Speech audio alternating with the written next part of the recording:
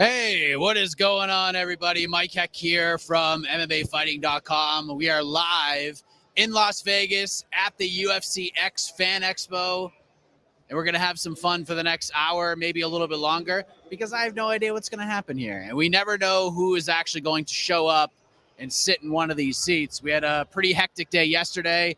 Talked to everybody from the likes of Kevin Holland to Glover Teixeira. Spoke with Carrot Top yesterday, which was pretty interesting. A lot of interesting cats. Adrian Yanez, probably about 12 or 13 different fighters came on through. We didn't really know who was coming and when, so this will be a little bit chaotic today, and I hope you can all enjoy what is going on here. If you guys want to talk about the card tonight, you want to talk about anything else, I will pull your comment up, and we'll get after it. Gino, welcome to Vegas. This is my first time being in Vegas. It's been pretty crazy. I am also pumped for tonight, CB. So many good fights. You're not kidding, Tristan Gordet. Thingy, yes, we are live. Trying to set a DK lineup for the card, and man, it's not easy. There's some very close matchups. There's some things with a little bit of juice on it. But the heavy favorites are heavy favorites for reasons. Let's go. The shiny head. What can I do?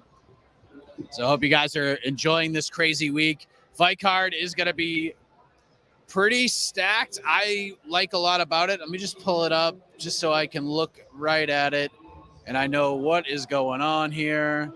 Boom, there we go. Israelita versus Jared Cannonier. Alexander Volkanovski versus Max Holloway. Holloway all sorts of fired up this week. Really enjoying that. The fight that has kind of taken over the fight week, Sean Strickland versus Alex Pereira, Robbie Lawler versus Brian Barberena, Pedro Munoz versus Sean O'Malley. That's your main card. Brad Riddell, Jalen Turner, Donald Cerrone, Jim Miller going to do the damn thing one more time. Ian Gary versus Gabe Green. Interesting fight.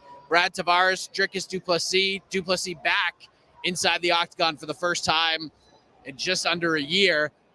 Then we got Uriah Hall versus Andre Muniz, Jessica I versus Macy Barber, and the festivities will kick off with Jessica Rose Clark versus Julia Stolyarenko. Let me pull up some comments here.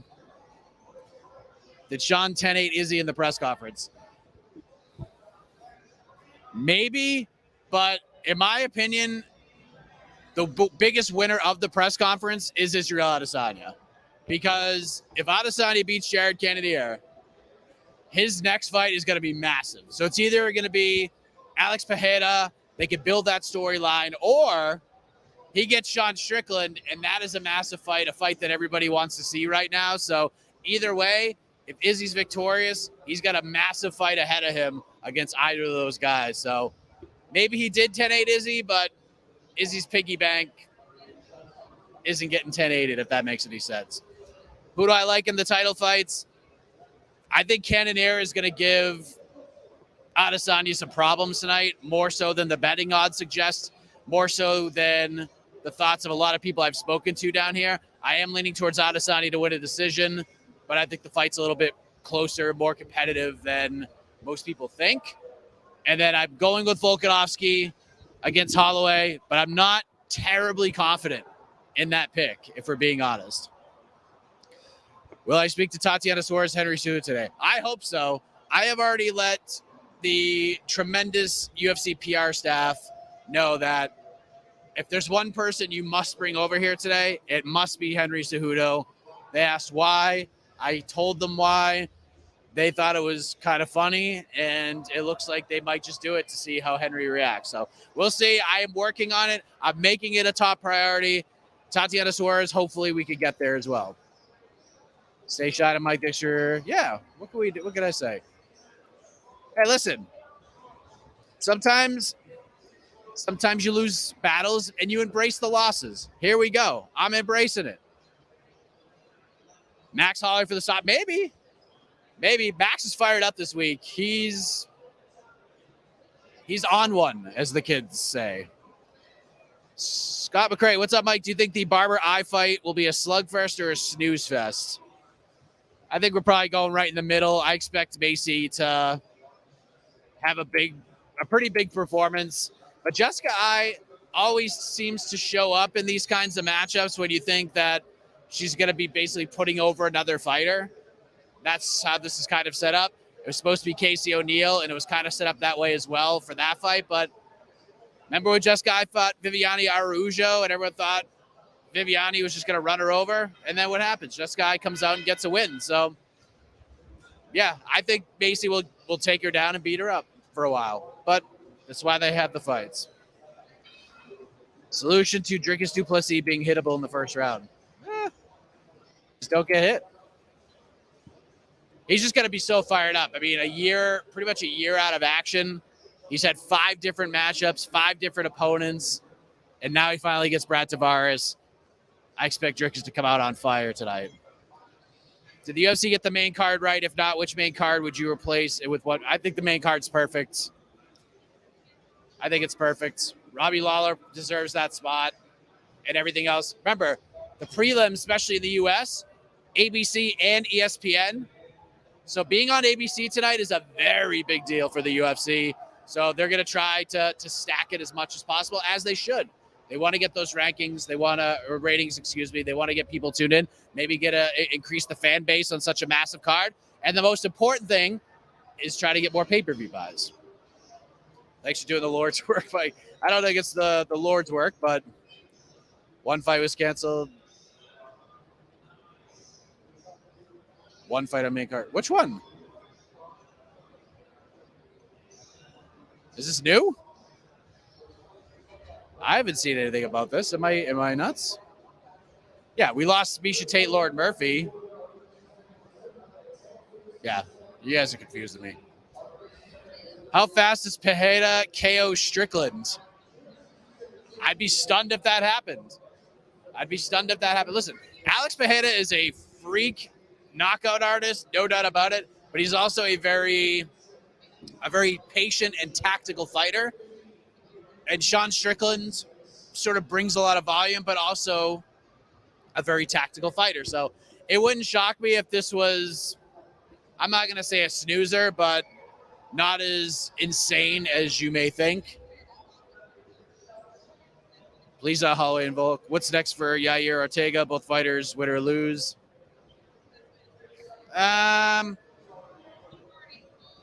If Volkanovski wins and Yair beats Brian Ortega, I think they'll go that direction. Did the UFC put Andre Muniz on Fight Pass and not ABC to not put a broken arm on national? That's an interesting question. I just don't think. I mean, some have to fight on Fight Pass or ESPN Plus. Some fight on ABC. I think they got the card right.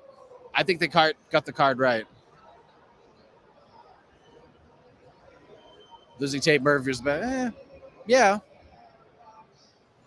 I like Cannonier, but I think Israel beats him via boring decision. Cannonier can land some leg kicks early and get Izzy going backwards and uncomfortable. This is a very interesting fight. They're going to smack that. Thoughts on James Lynch return to live coverage? Very happy to see James Lynch this week. I haven't seen James since UFC 244. So it's been over almost 3 years since I've seen him in person. So I was very excited about that. Your cheekbones are almost as magical as Casey mustache. Listen, I got big cheekbones. What do you want me to say? Got the big screen in the driveway, ready for the boys to come over. Excellent. That's what we like to hear. Do you think Strickland's rough weight cut is going to play a major role in his fight? Perhaps. Cerrone versus Miller, winner fight Lozon. Oh, man, I don't know. It would make sense. That's kind of the direction I would like to see, but I just don't know. I don't know where we're at with Joe. Just him losing that fight was great. Was nuts. Parlaying both women's fights to go the distance is plus 103 on DraftKings. Probably a good way to start the night. Yep. I think both those will go to decision. What happened to Mayhem Miller? I don't really know. Adesanya too fast for Cannonier. Maybe. Again, Cannonier needs to come out hot. He needs to come out strong. He needs to win the first round. He's got to make a statement early. Does the hype train derail if O'Malley loses? No, I don't think it derails at all. He'll be in the news for losing, and what silences critics more than anything else, coming back and winning your next fight.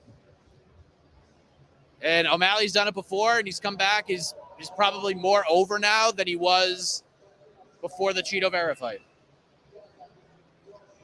A lot of comments in here. I'll try to get to as many as I can before these fighters come over. What's next for Max Holloway if he loses? Go to 55 and fight Justin Gaethje, baby. That's the fight I want to see. Any chance Pedro sub Sugar? I mean, there's always a chance. I think O'Malley wins the decision, but I think this fight's fun, real fun. Izzy has taken the cringe crown from Triple C with that press conference. Yeah, I talked to Chris Curtis here yesterday, and he was telling me a story about how he was watching the press, because he trains with Sean Strickland. He's got a good relationship with Sean Strickland. He said he was at home watching the press conference, and he told me that he was yelling at the TV at Israelita Adesanya, "Shut up, stop talking. This is not going to go well for you. Stop egging this man on. I know how he is. This is only going to be bad for you." So he was like yelling at the television, trying to tell Adesanya to just don't get into a battle of wits with Sean Strickland. What do you think of Ferguson versus Dan Hooker? I like that fight. It makes sense. No chance Pedro sub Sugar. If Robbie wins tonight, is Nate a good fight for him? Big names to bring the fight. I wouldn't mind seeing that fight. Little brother trying to get revenge for big brother. Yeah. Other than the second Rory fight, what's your favorite Robbie moment? It's the Carlos Condit fight. 5th round, Robbie Lawler, Carlos Condit, one of the best rounds in the history of MMA. If you've never seen that fight, go watch it. UFC 194, January 2016. Go watch it. Fight is incredible. The 5th round is one of the greatest rounds you'll ever see. So I'll go with that.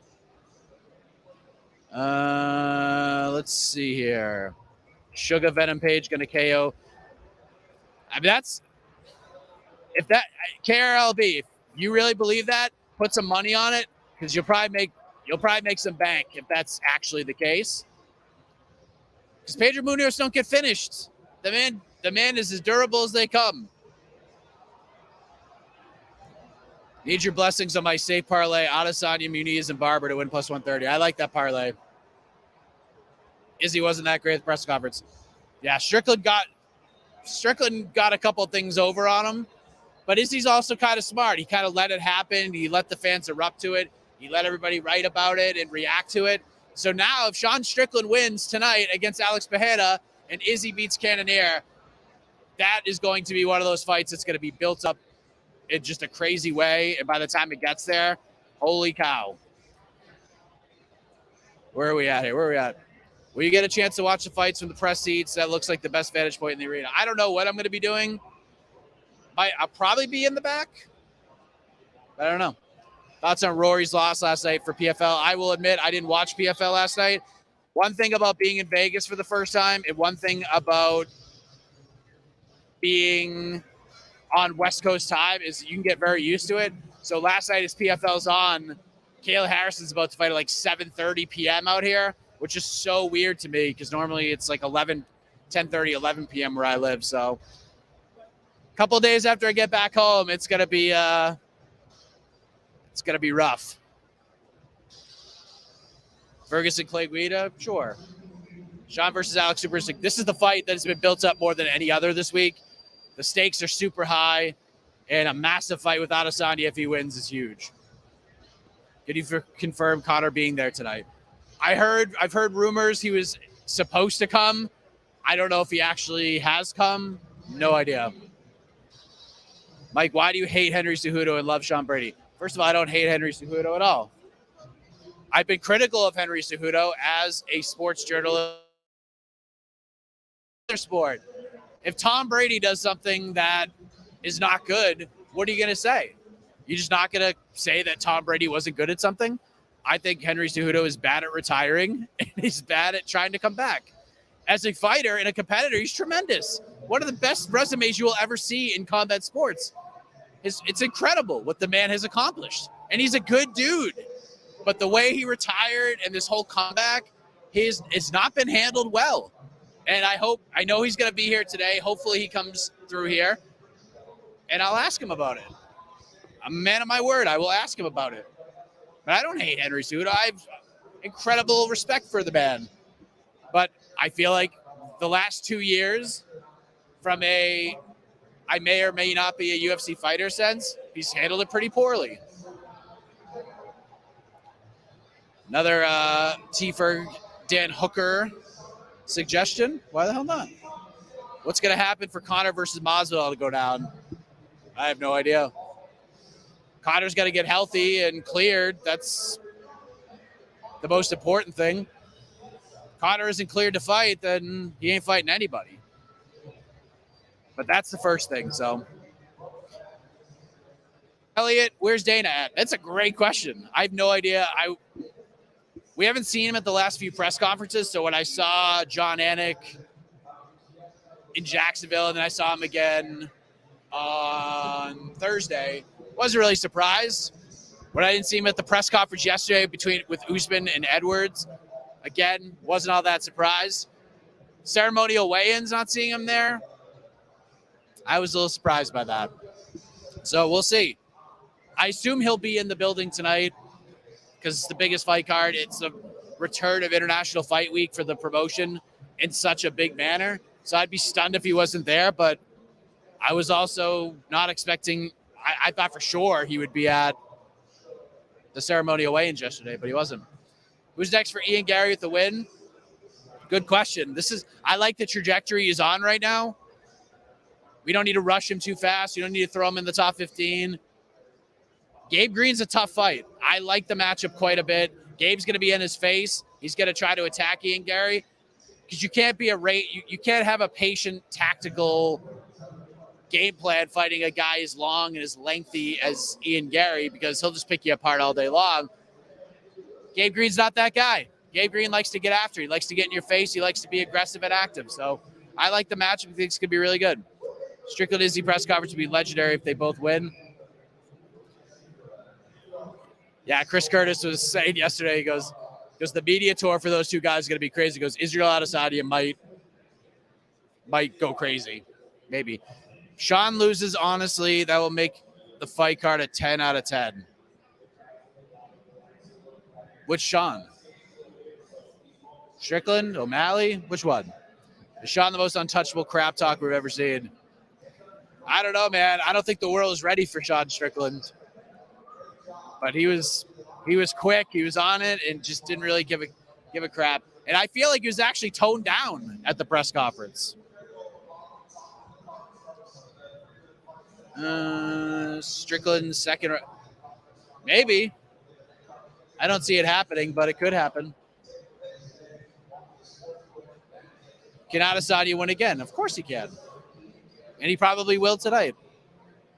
But Cannonier's good. He's very good. Ian Gary looks spectacular tonight. How long until we see someone like a Chaos Williams next level matchup? Not next. I mean, maybe, but I wouldn't do it next. You got to slowly build these guys up. Gabe's a tough opponent. This is a good fight. This is a really good fight. Thoughts on Pat Barry? There you go. Favorite interview at Media Day this week? Chris Curtis, easy. And John Anik is being able to do those little previews with the Anik is always a blast. So I'll go with that one. For fighter, Chris Curtis was great. Kevin Holland's always great. Glover was great. Adrian Yanez. It was a good time. Jessica Andrade was fun. And I can actually say into a live microphone, I interviewed Carrot Top, which didn't expect that to happen. Volk versus Oliveira would be insane. Yes, it would. Yes, it would. Piet is a tree. Strickland can't jab a tree. I'm sure he could jab a tree. Do you agree most people are overestimating Strickland's skill level and underestimating Pajeda's? No, I just think we're going experience against a guy who's kind of thriving. I mean, it's a big test for Alex Pajeda tonight. Big test. So, I don't know. Some of these questions are hard to answer. after the fight, if we see how it plays out, maybe we have a better grasp of everything. But yeah, I'm not really sure. I already answered that. Sugar versus Peter when he KOs Pedro. That'd be a stunner if he knocks out Pedro Munoz. That'd be a great feather in his cap. Great feather in his cap. Will he get Jan? I'm sure Jan would love that fight. I think we might be staring down maybe a Rob Font fight for O'Malley. I think that makes sense.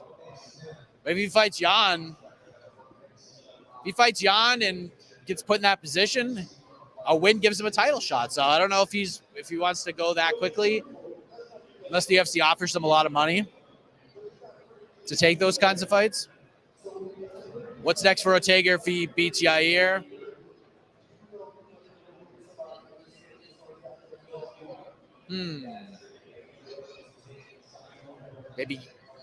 Maybe Emmett. Maybe Cater, something like that. I don't know. Do you think Jones Miocic gets announced tonight on the broadcast? Maybe. I'm gonna say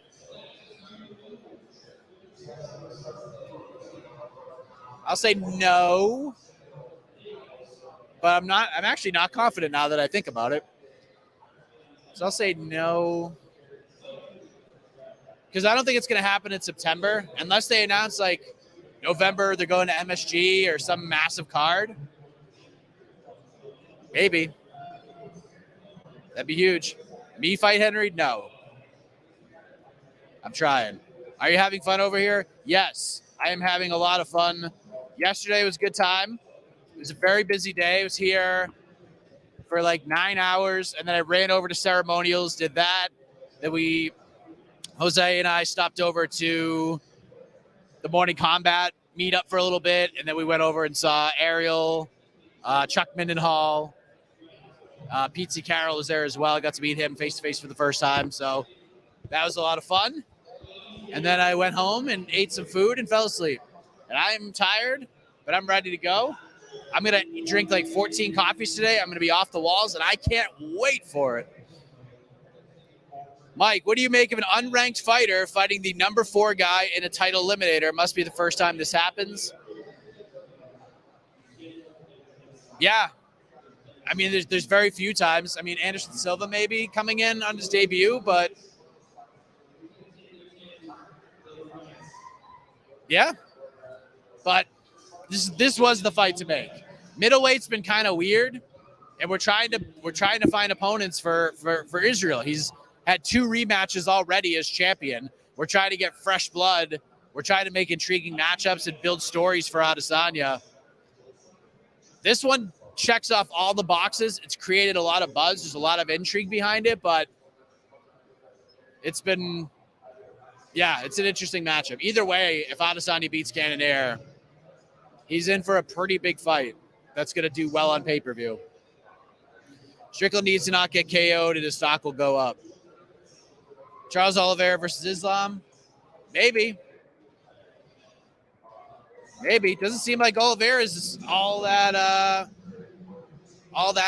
much in a rush to book that fight, because you have to think they're going to try to do that one in October in Abu Dhabi, right? And if I'm Charles Oliveira, I ain't doing that. Why give away any advantage that you have? You're going to do it in Islam's home turf, essentially? Give him a hometown fight? I would do that. Sorry, guys. Try to go back. We'll try to get to as many of these as possible.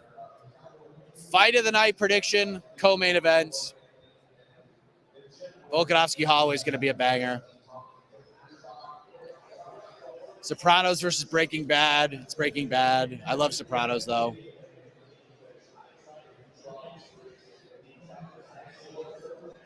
Strickland's just a white Kevin. Okay. Gamrat versus Gregor Gillespie. That's the fight. Gregor's got to fight somebody. I mean, come on. We're waiting.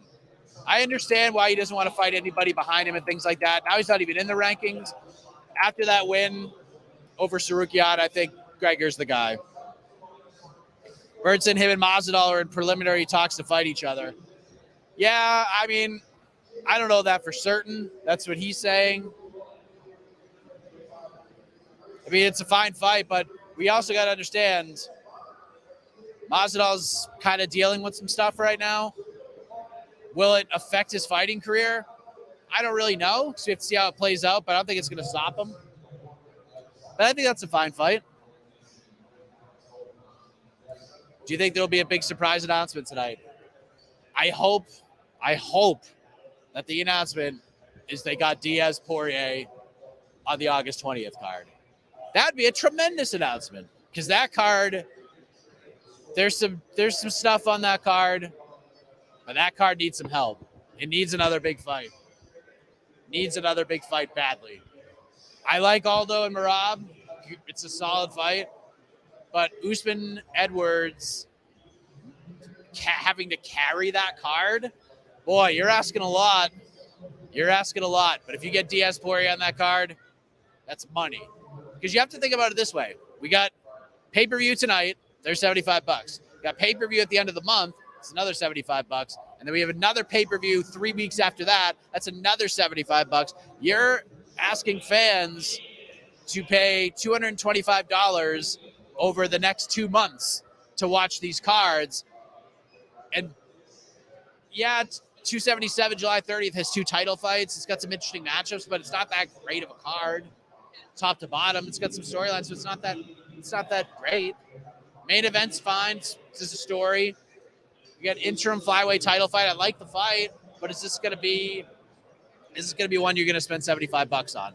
And then August 20th, at least right now, again, fine card, but this is this card top to bottom crushes the next two. But you had Nate and Dustin on August 20th. We got something. Gamrat versus Islam Makhachev. Someday I think we'll see that fight. Do you own any UFC Strike NFTs? They have a booth there. No, I do not, and I have not seen the booth. Floyd Mayweather's officially offered Conor $160 million for rematch. Thoughts? I don't know why I did that, but I don't care to see it again. I don't care to see it again. We saw it the first time. I knew it was going to happen. It happened exactly the way I thought it was going to happen. Second time's just going to be awful. So no. Who should Conor fight, in your opinion? For me, it's either Ferguson or Diaz. I like the Ferguson fight. I like the Chandler fight. I like the Gaethje fight. All of those are fun. Diaz, sure. Can you see Makhachev versus Beneil for the belt if Oliveira keeps waiting for Conor? Yes. Yes. And if I'm Oliveira, if it's just, hey, you have to fight Islam Makhachev in October in Abu Dhabi, or you get the winner of that fight down the road. He'll be like, all right, I'll just get the winner. I'm not going to Abu Dhabi. So, yeah, I can see the UFC going that direction, and then Oliveira can fight the winner. Let's see, is this card the best they put together in the last couple of years? It's very good. It's very, very good. There's a lot to like about this card. How has Las Vegas been? Las Vegas is Las Vegas, my friends. Never been. Wednesday after media day, Jose kind of gave me a little tour. We walked the strip, showed me the fountains and all the touristy attractions and such. And then we went to Fremont, which is a whole different planet altogether. So I basically got to experience all things Vegas in a 1 night, 3 hour span, if you will. And I did about 20,000 steps that day. And it's 1,000,000 degrees here. But I could see why people have 21st birthdays out here. I don't see a lot of people. I'm not doing a 40th birthday out here. I can't handle it. I'm getting old, friends. Getting old. Both titles will be in new hands tonight. I say yes. Wow. Yeah, that'd be something. I'll tell you what. Max Holloway has gotten people believing. That's for sure. There's a lot of people out here this week who thinks Max Holloway is going to beat Volkanovski. I always say he's going to go out there and finish him. That would be insane. That would be nuts. Charles versus Dustin is the fight to me. We just saw it, so I don't think they'll go that route. Is Joe Rogan going to be in the booth? Yes, he will. He was at the weigh-ins yesterday. He will be there. Predictions for UFC 276. I predict we will have fun, friends. Can Glover beat Yuri with a good weight cut? Yes. Yes, he can. He was winning. He was winning that fight with Yuri. He was 30 seconds away from retaining the title. He can beat him. But that takes, I mean, the amount of the physical and mental toll that fight must have taken on Glover. It's probably something to that, but I talked to Glover yesterday. He definitely wants that rematch, and I think they should do it. If they can't get a fight in the Czech Republic or closer to where Yuri lives, then you got to do Glover. But if it's some sort of European matchup somewhere in Europe, and then you could do Yuri versus Jan, that's a big deal. The fans will go crazy. But if not, like if Yuri's next title defense is in Vegas or something, it's got to be Glover. Gamrat versus Islam be a huge test for both of them. Islam wins that fight. I mean, if they made it, cool, but I'd like to see Gamrat win a couple more first. Beat Gregor Gillespie, maybe get one more win under your belt. Why Leon Usman press conference? I don't know. They had it. Did you witness any scuffle or altercation between fighters behind the scenes over the past few days? No, I have not. What's the next fight for Usman if he wins? I don't know, but I think his name might rhyme with Shmam Shmat Shmishmayev. How is Danny Sabatello not surprising everyone by showing up today and taking over the media row? That'd be awesome. That'd be awesome. Let's see what else. Thank you all for coming in. When I woke up this morning, we weren't planning on streaming, and then we were like, yeah, let's do it. Why not? We're still waiting for fighters. I'm not sure what's happening, but this is kind of how yesterday started. Started off a little slow, and then all of a sudden it was like a tornado of craziness. Fighters coming in, fighters just bouncing around all over the place. But the good news for us is almost every table, there's probably 18 to 20 tables here. Most of them were filled up yesterday. It's me, 1, 2, 3, 4. There's only like 5 or 6 tables filled today. So the good news is if anybody comes through here, we're probably going to get them. At least for as long as I'm here. I'll probably be here till about 1 local time. And then I got to get ready. I got to get ready for the fights. And by the way, spoiler alert, I'm going to be looking fresh tonight. New suit. Excited to wear it. I've got feeling they announced Bones, Stipe, interim heavyweight belt. Listen, that'd be a great announcement.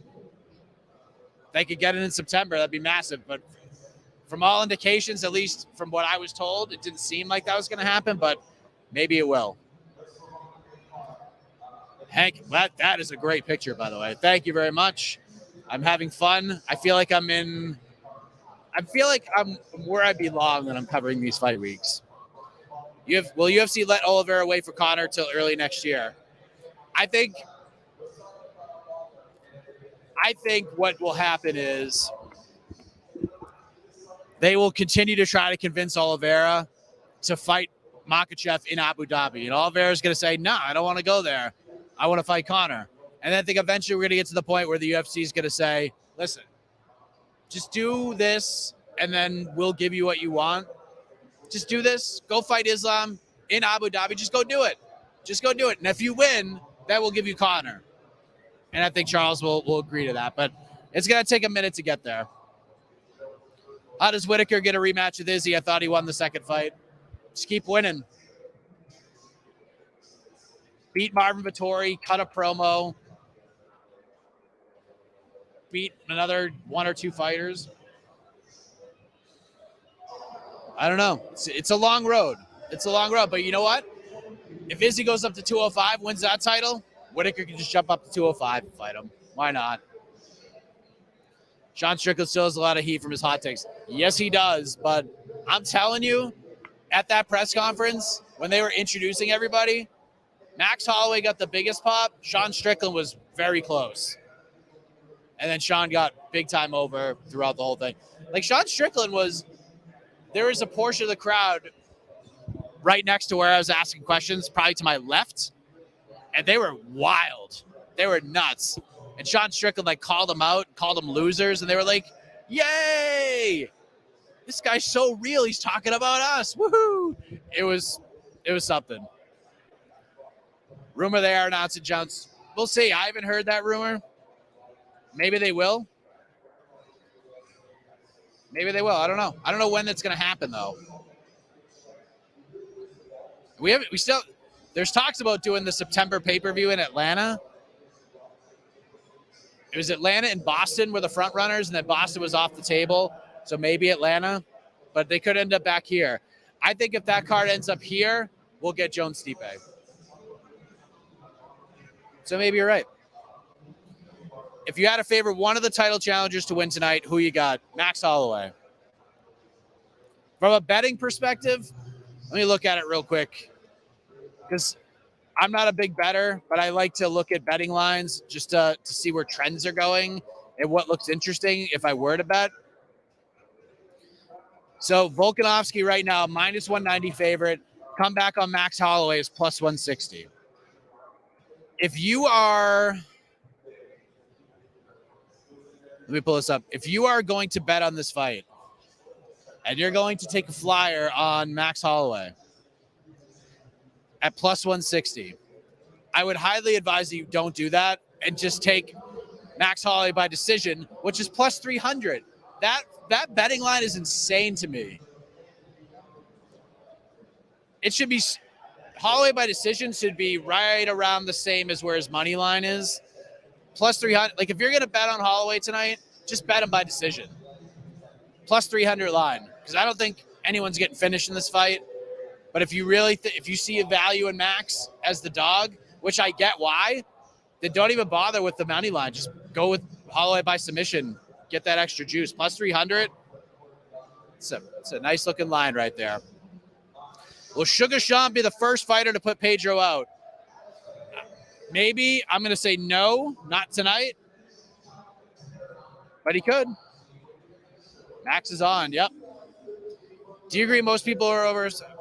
I think we already answered that. How underrated is Pedro going into this fight? Incredibly underrated. He might be the most undervalued, under the radar fighter on this entire card.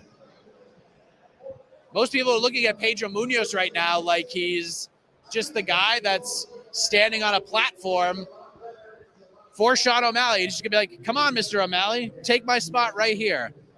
Pedro's not going to let that happen. It's going to be a good fight. I think O'Malley's going to win, but Pedro comes out pretty hot. And one of Pedro's best weapons, I know it's kind of cliche talking about Sean O'Malley right now and the leg kicks and things like that, but if Pedro starts getting those leg kicks going, it could be real interesting, but Sean O'Malley has to be prepared for that. We'll see. We'll see. I'm glad somebody brought some. Drake placed a best bet on Izzy. Guess we'll have a new champion. Let's see if the Drake curse continues. Imagine Israelita Adesanya's getting ready for this fight, and Drake FaceTimes him, and he's like, I mean, on the one hand, this is Drake, big star, big celebrity. On the other hand, he's probably calling to tell me that he's putting money on me, and I don't want that. We see what happens there. Schaub versus Strickland in a comedy fight.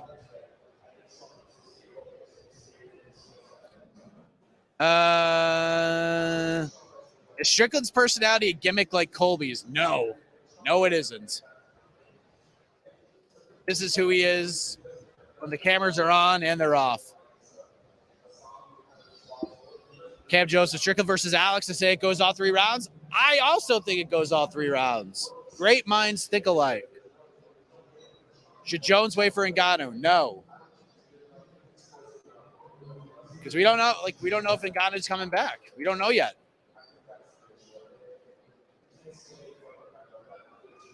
Who has a better chance of beating Izzy, Sean or Alex? Interesting. I'll probably say Strickland. One thing Glover Teixeira said that was pretty interesting yesterday was he thinks Sean Strickland is a tougher matchup for Pereira than Adesanya is. This is him looking at it from a coach's perspective. He's very high on Sean Strickland. I'm sure Glover doesn't agree with everything Sean says, but he respects Sean Strickland a ton as a fighter, and he wholeheartedly believes that the fight with Sean Strickland is a tougher fight for Alex than Adesanya. At least that's what he says. Glover would know. When will Sugar and Cheeto fight again? That's probably an option if O'Malley and Cheeto both win their fights. But I can also see maybe giving Cheeto a title fight in the next couple, and if he wins and O'Malley keeps winning, do that for the title. Strickland been training like a beast. My reaction to Strickland at the press conference, you can listen to my reaction on Heck of a Morning on the podcast network that dropped yesterday. I'm going to call him Sean, love him or hate him, Strickland. Love him or hate him, the guy won the presser by a lot. Although Israel Adesanya makes a case too, because now he has two massive fights ahead of him, despite maybe being out-talked by Sean Strickland. Mike Forte, any feeling Jones meets Miocic gets it on tonight? I feel like maybe. That's the most popular question here. Do you think O'Malley's champ can be champ in 2 years? Sure. I think he'll fight for the belt in 2 years. Although a humble O'Malley, sure. I could see that happening at some point if they fight. Aldo's got a big fight with Merab Dvalishvili. If he wins that, he's fighting for the title. So I'm sure he's not even paying much attention to Sean O'Malley right now. What do I think of Dricus du Plessis' ceiling in the middleweight division? Very high. I like the guy a lot. I think he could be a star for the company. He's just got to fight. He's going to fight and be more active, and I think he knows that as well. Cannonier's going to win. Drake placed a bet on Izzy, so we all know what that means. What do you make it on? We already answered that question. Strickland versus Damon Martin. Come on.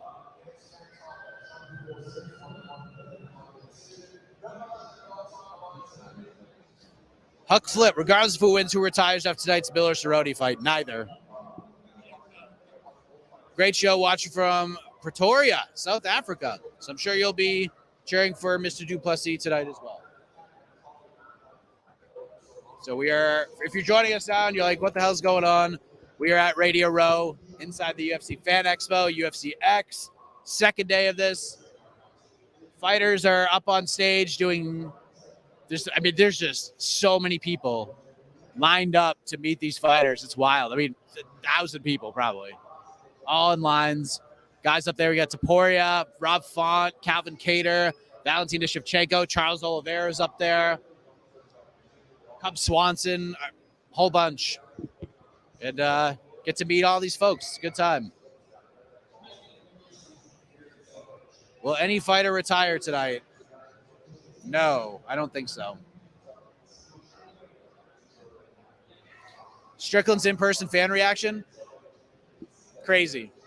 Guy was so over.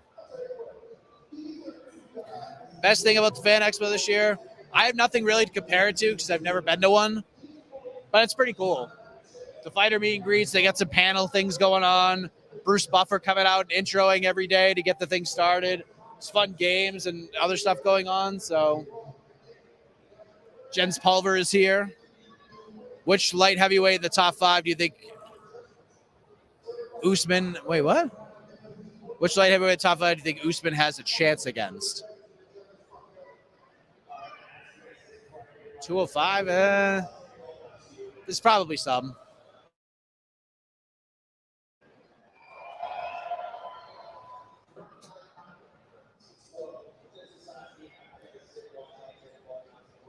Why is Megan? I have no idea.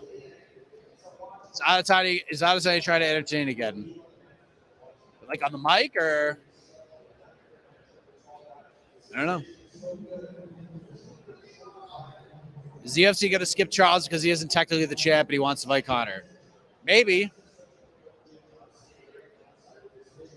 But, I mean, is that really a bad thing? They're going to have Islam fight for the belt in Abu Dhabi and Oliveira doesn't want to fight in Abu Dhabi. It's not really that bad of a thing. You just fight the winner. If they do Makhachev versus Dariush or something. During the Usman-Edwards press conference, Usman talked about going up 205. Okay. I didn't watch the presser because I was here. I think Usman would do okay. We've talked on BTL before about what would happen if like Khabib fought Israel Adesanya. How would we set betting lines for that? And I actually would favor Khabib to win that fight. So I think Usman would be competitive with a lot of those guys. He's gonna have to put on a little bit more size for sure. Yes, I talked to RC. He was good. I already answered that. Oliveira's manager said no to Islam fight. Doesn't mean it's not going to happen. I'm seeing some comments I'm not going to put up here, but I'm intrigued.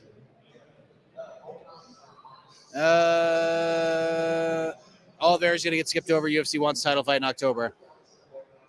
I don't know if it's a skip over or just Oliveira's just like, nah, I'll pass.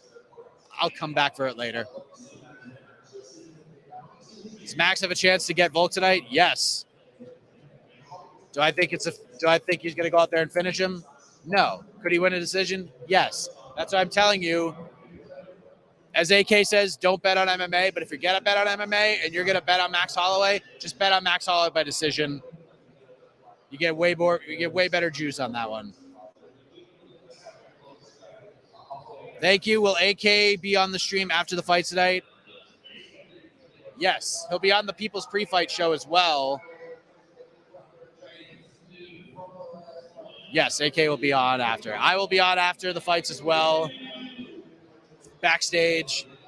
I'll probably jump on with Casey for the press conference. And then post-fight show, I think I'll be on for like 10 or so minutes. So pumped for this card. I'll be staying up to watch this from Ireland.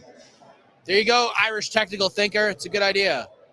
Will I be on the pre-fight Q&A? No.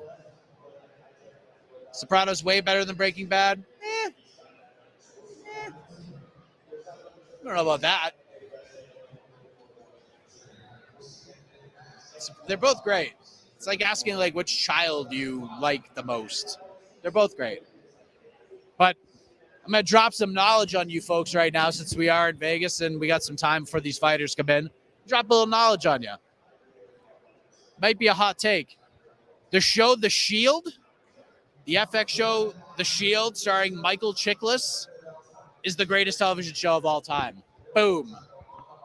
There's your answer. Better than all of those shows. Sons of Anarchy is a great show as well. And Better Call Saul is fantastic. Max hoping he can survive the beating Volk you give him. I can't wait. I have no problem with these guys fighting for a third time. They want to fight for a fourth, fifth, sixth, seventh, eighth, ninth, 10th time. I don't care. I'm watching them all, baby. Gamrat versus the winner of RDA Fazeev, sure.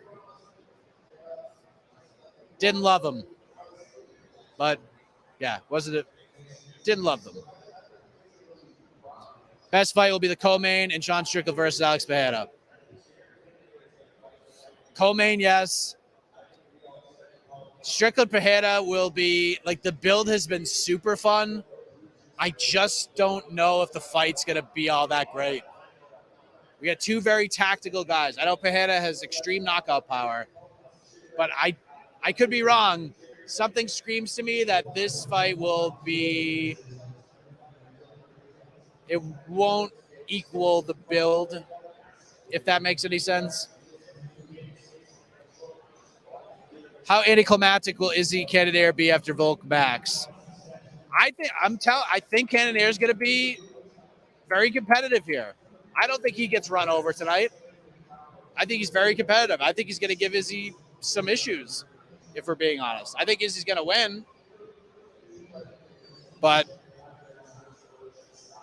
I think out of all the challengers that Adesanya's faced, I think Cannonier by far is being overlooked the most. And he's good. Emmett next title shot regardless of winner. Maybe. I don't know. This card is complete farm birder. Girth overload. All right. Mike, who should Colby fight next? I think he's got other things to worry about. I still think he would have taken the Hamzat fight.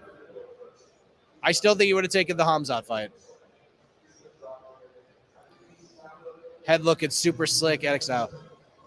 Thank you.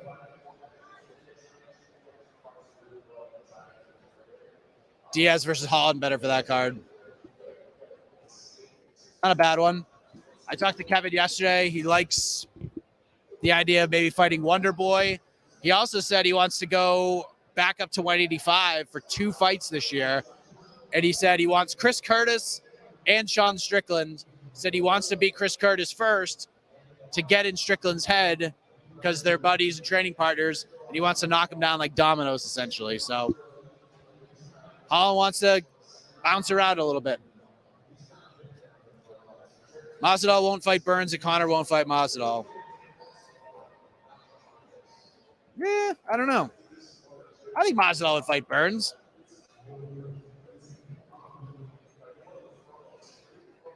Could be a rough one for him because he might get taken down a whole bunch, but maybe that's what he wants. Colby should fight Hamzat or Bilal. Colby's not fighting anybody for a while. But I actually think he would have taken the Hamzat fight. Who should Umar Nurmagomedov fight next? Who did I pick for that one? I forget who I picked. Somebody in the top 15, more than likely. I give this card a 3 out of 10. Are you kidding me? How could you say that? That can't be real. A 3 out of 10? That's insanity.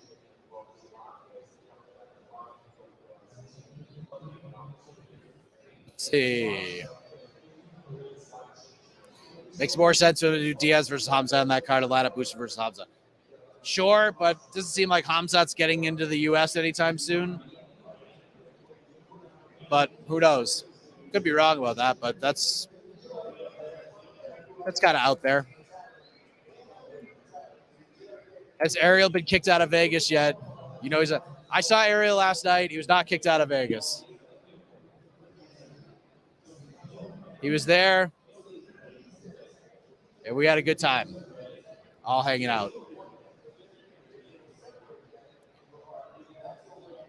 Let's see. Still waiting for somebody to come over here and talk to me. I thought we'd have some fighters for sure. I don't know. We'll probably hang out till noon local time. And hopefully we get a few fighters in here.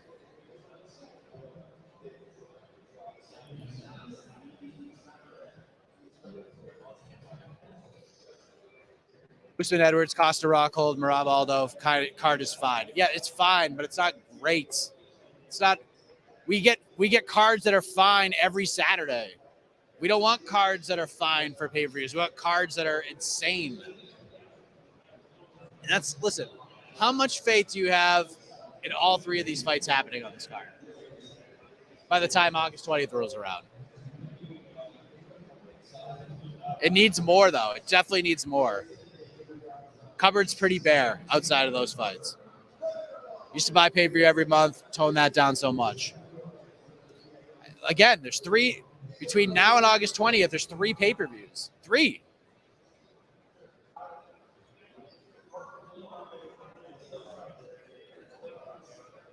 Am I crazy for thinking Tony Ferguson can still make a run and beat everyone in the division? I'm not going to call you crazy, but you're flirting. Conor should fight Chandler. Conor should fight Gaethje. Both are good fights. Will I be pulling anyone in for interviews? I certainly hope so. So basically how it works is, to my right, this is where all the fighters are. There's like 4 different sections, and there's 4 fighters sitting at each table. And then the fans just line up and they go around, they go and take pictures and get autographs and whatnot. And then these fighters for the most part, get brought over here. They get brought over here, and then we just kind of pull them in whatever direction they want to go in. So, yes, that is the plan. This is why I wanted to do this. I didn't think it would take this long, but hopefully within the next 15 minutes we get something going. Poirier versus Chandler? Sure, I would like that fight. I think Poirier wants to fight at 170, though, but we'll see.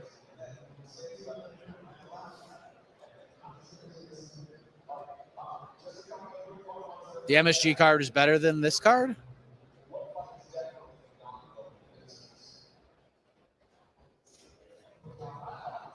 Let me see. Let me go back. Let's go back and take a look. Usman Covington 2 main event, better main event.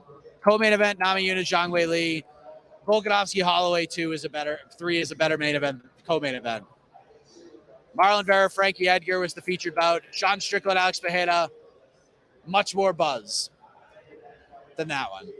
Shane Burgos, Billy Q, I think that's pretty even to Robbie Lawler, Brian Barberena.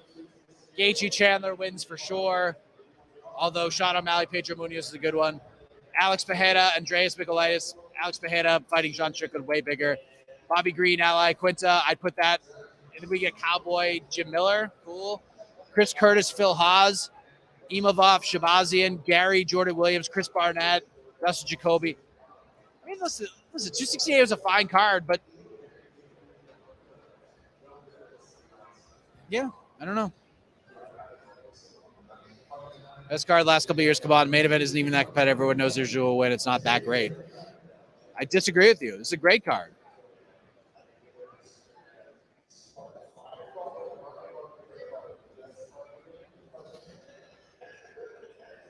Audio kept crashing for a... Yeah, I don't know. Yeah, they were getting after it the whole time.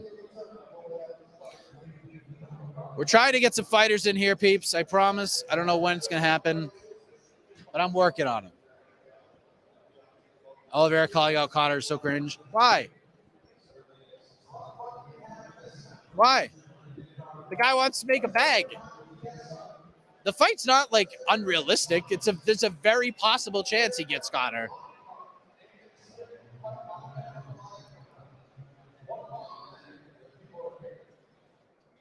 AK and I will do on to the next one tomorrow. I don't know what and when that's going to happen, but we'll probably do it. I don't know if we're going to do it live or...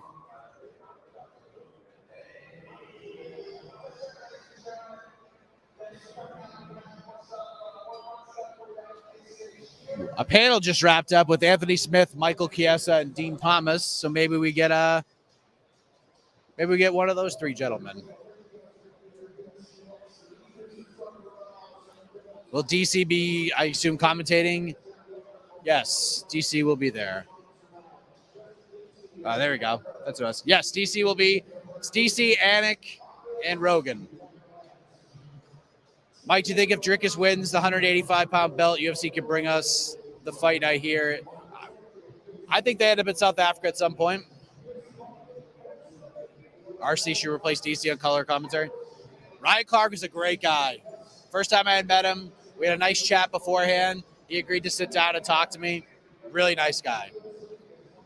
Umar's next opponent, don't know. But he's going to have a tough time finding fights.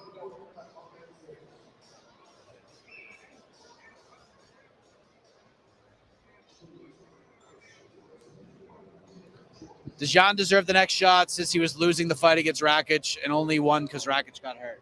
It wasn't losing. It was 1-1 heading into the third. It depends. It depends where the fight happens. Like, you're not going to do Yuri Prohashka versus Jan Blachowicz in Salt Lake City, Utah. You got to do that in Europe somewhere. If you could get a fight in the Czech Republic or something like that, you can get an arena book to do an event, sure, make that fight. But if you can't do that, if you're going to put Yuri Prochazka on a title defense in Las Vegas or Phoenix or Jacksonville, then have him fight Glover. And eventually he's going to have to fight Magomed Ankalaev, and that's going to be a tough fight. Remember when Sonnen was 30 seconds away from being middleweight champion? Yes, I do. Thoughts on DC admitting to grabbing the towel? Rumble should be upset. At least he would have gotten 20% of DC's purse. It's not news. We all know it. We all saw it with our own eyes. True or false? Valentina Shevchenko versus Miesha Tate will happen this year. That's a tough one. That's a tough one. If Miesha beats Lauren Murphy, that'll definitely happen, but we'll see what happens July 16th.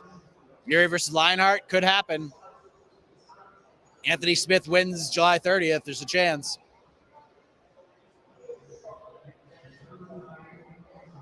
What else we got? Best thing about the Fan Expo this year? It's just a lot of stuff. This convention center is gigantic.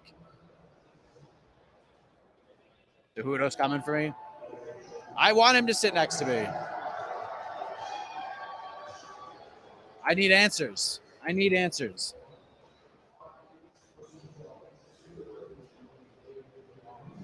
Gamrat versus Dariush should be the right winner. Fights Charles. I'd watch that fight.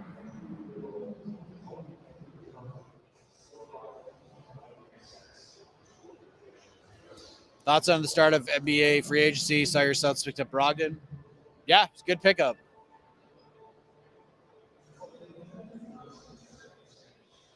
What's the pre-meal in Vegas for 276? I have no idea.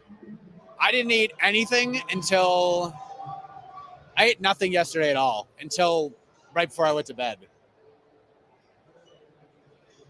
you have any issue with Cormier admitting grab towel effect? No. We all knew it. Like, he didn't break any news.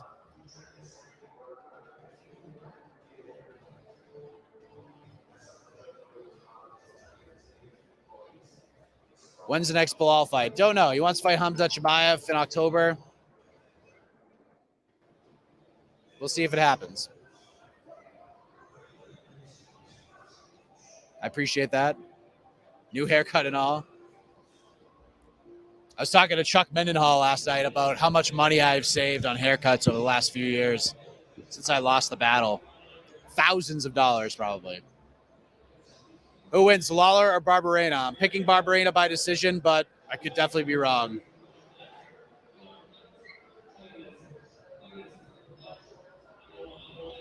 Dream match, Jones versus Adesanya. Don't see it happening anytime soon. Jones is like 100 pounds bigger than Adesanya right now. Is Dana going to be at the fights? I don't know.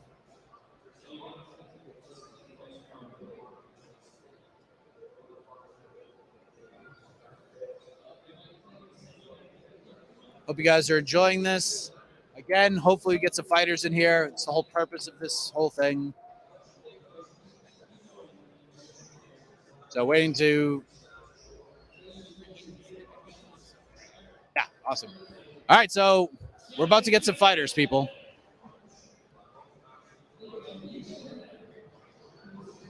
We're about to get some fighters.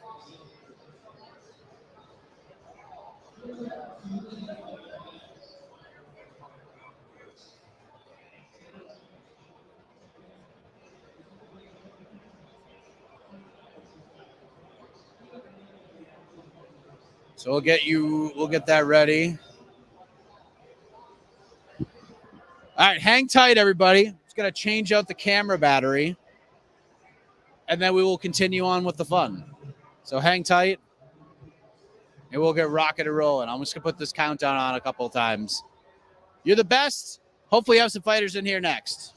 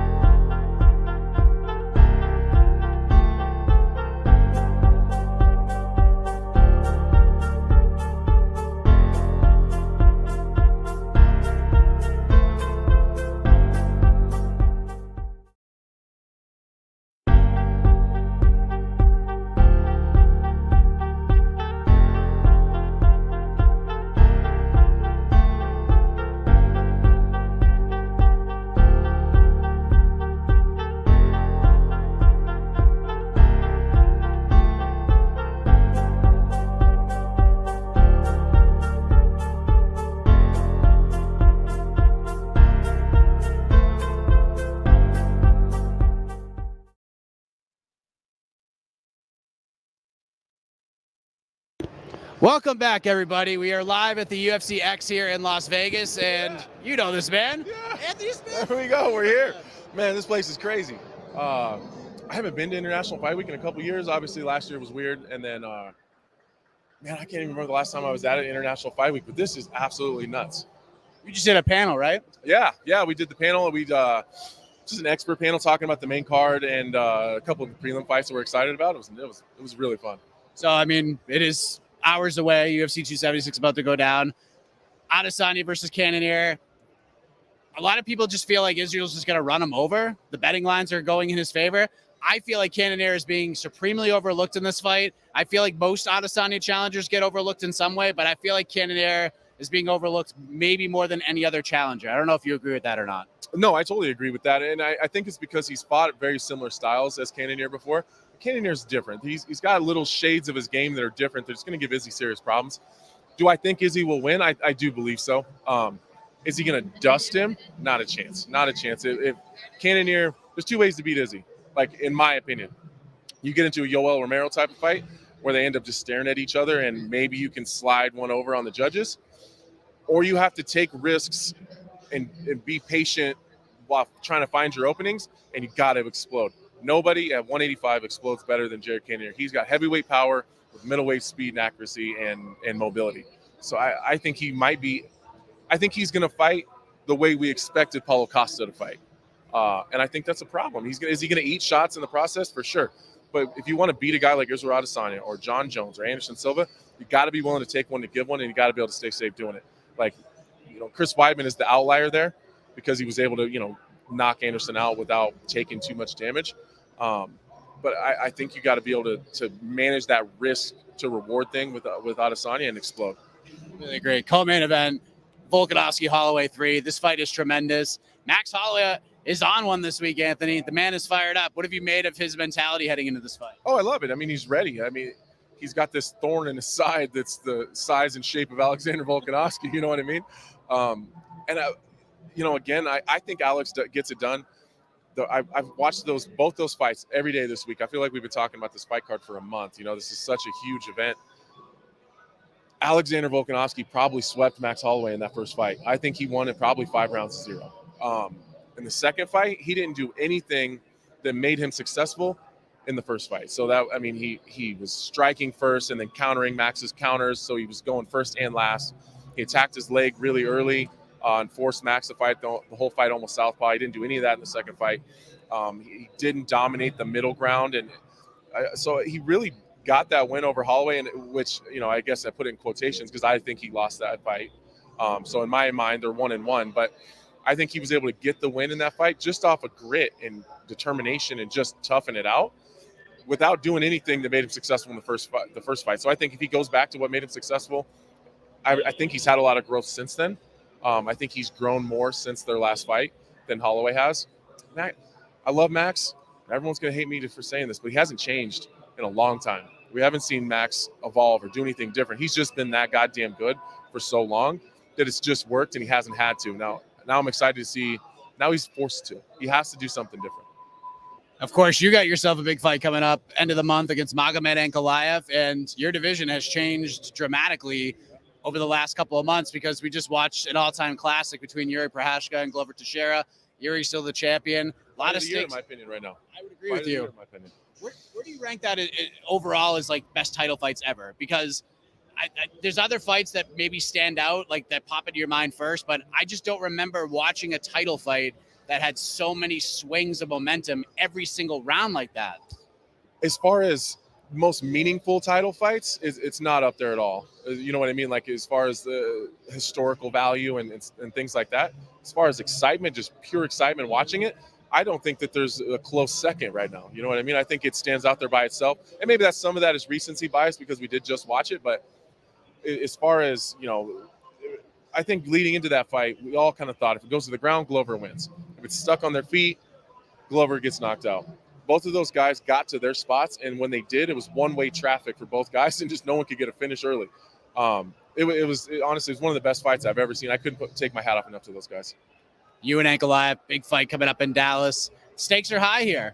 Stakes are very high here. Do you feel that if you go out there and do what you're expecting to do, that you could be Yuri's next challenger? Or do you think you might still have to win another fight? How do you sort of looking at it from a stakes perspective? Well, Dana's already said that this is the number one contender fight, so winner gets a title shot. And I think the fact that they haven't rebooked Glover versus Yuri or Jan Blachowicz versus Yuri, I think that's them waiting to see what happens with Ankalaev and I.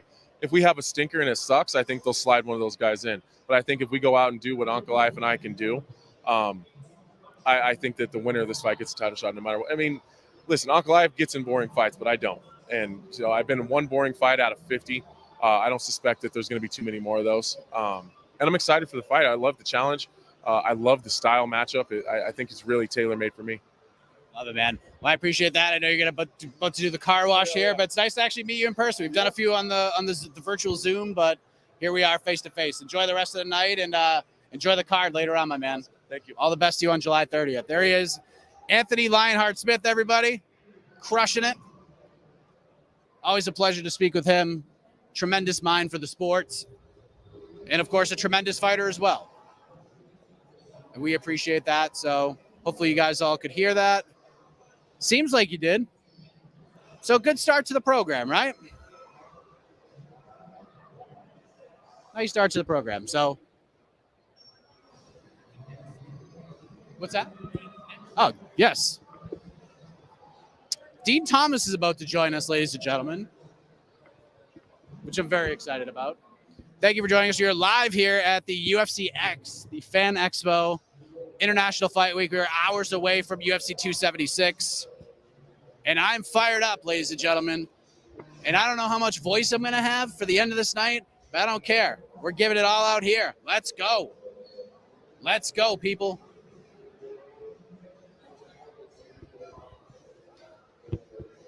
So Dean Thomas will be here shortly. And we'll see who else we can get. But we are getting we're getting close. You guys starting to get a little more fired up as we get closer to this card. Anthony just got me a little more fired up. Take a few more questions. Chances of Uriah Hall winning tonight, since everyone is counting him out, probably more overlooked than Pedro. That's a great point. And Uriah's never been submitted. Uriah Hall has never been submitted. So we got to keep that in mind. Which is a stat that I actually didn't. I mean, I have to look at it again because I just couldn't believe it. Yep. Decision, knockout loss, knockout loss, knockout loss, knockout loss, split decision, split decision, split decision, decision, knockout. Never been submitted. 27 pro fights, never been submitted. Hey.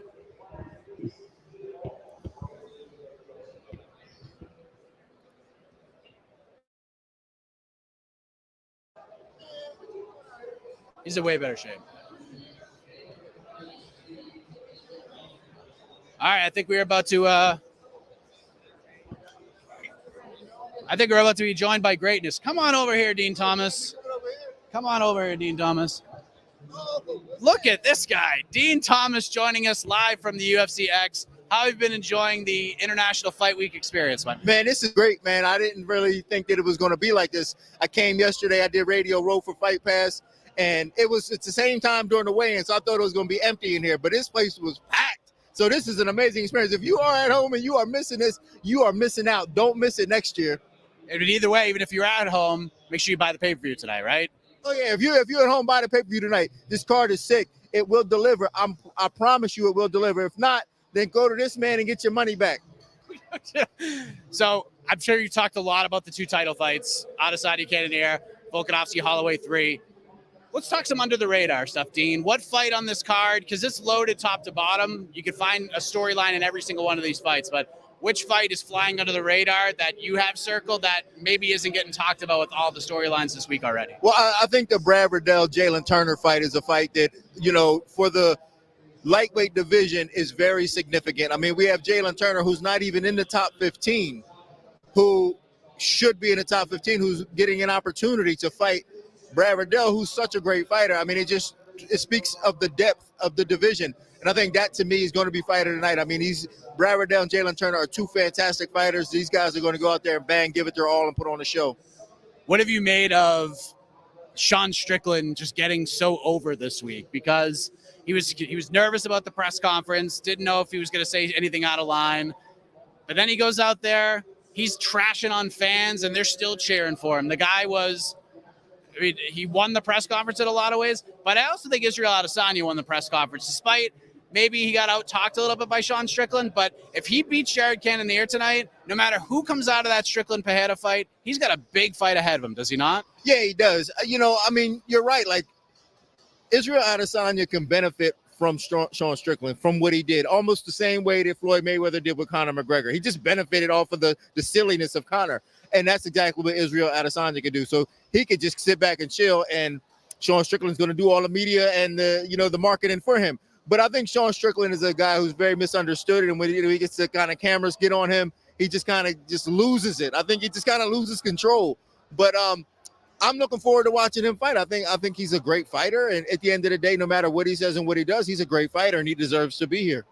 I wanted to ask you about, I know we have UFC 276 coming up tonight, but last week we watched Arman Tsarukyan and Mateusz Gamrat fight, and I thought at the end of it was so good, but we have International Fight Week, like maybe it would be forgotten about. But the amount of questions I've gotten about Mateusz Gamrat today after that performance and Arman Tsarukyan throughout the week, what did you make of that fight? Because wasn't getting a lot of love because of maybe the name value wasn't as strong as most people would expect for a main event.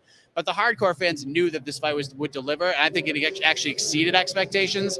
How many times you gone back and watched it? What did you make of just the high-level scrambles and everything that happened in that fight? Again, speaking volumes of the lightweight division and how great the lightweight division is. Let's even take it back a week before that with Damir Ismagulov and Kudaladzé.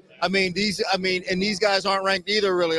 These guys are outside of the top 10, and they're just putting on these performances that you go, man, how are these guys not ranked? And you know that once they get an opportunity to fight top 5 guys, that they're going to be right there with them. But to speak of that fight, the Gamrat fight, I've been in the gym with this guy. I remember watching this dude get cut on his forehead in the middle of a round. He walked off the mat, taped it up himself, and then kept going.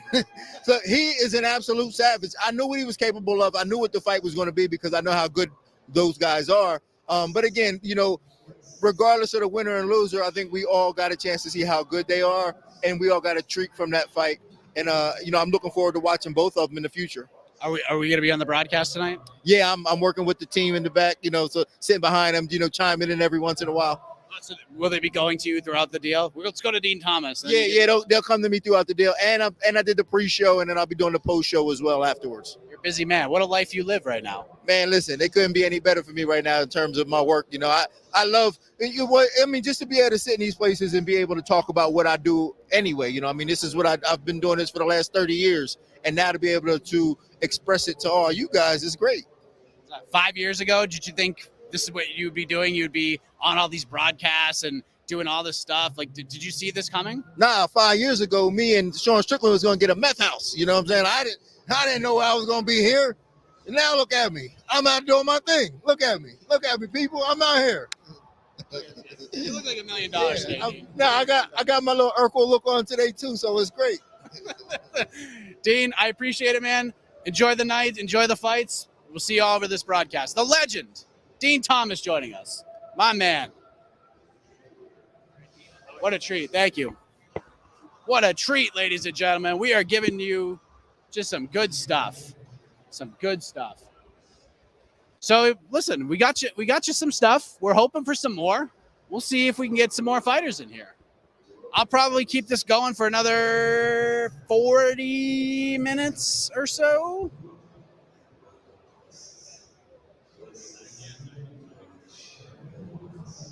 But yeah, good stuff. Appreciate Dean Thomas for stopping by. Appreciate the UFC and their tremendous PR staff for setting this all up and trying to make this as smooth as possible.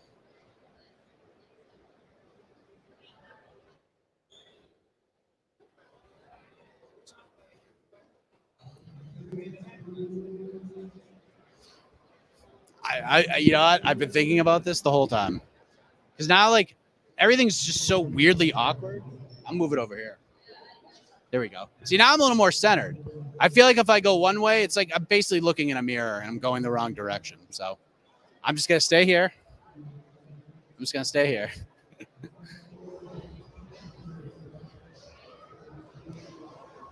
But thank you for joining us. We're live at the UFC X. I shall. I'd even take a sip of a Gatorade in a moment.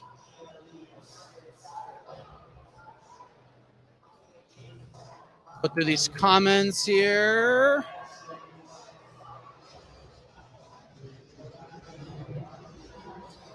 It's gonna be tough. Too much connection. You know what I'll do? I'll take some picture. I'll take some photo. I'll do like a little walk around and I'll put it on my Instagram. You guys can check that out. M_HeckJR on IG. I'll take a video, do a walk around.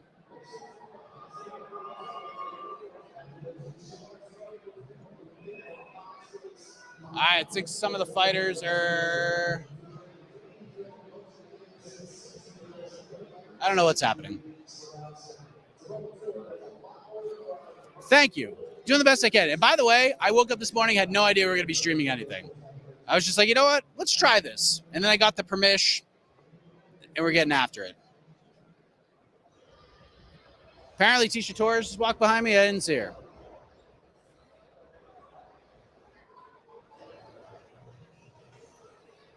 Money in the Bank or 276 tonight? Come on. Come on. You know the answer to that.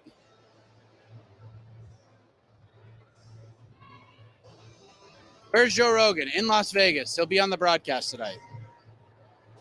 Looking shiny. That's right. It's fight day, baby. Extra shine. Hope the UFC Fun Zone is pillow fighting trip. I gotta pre-screen these.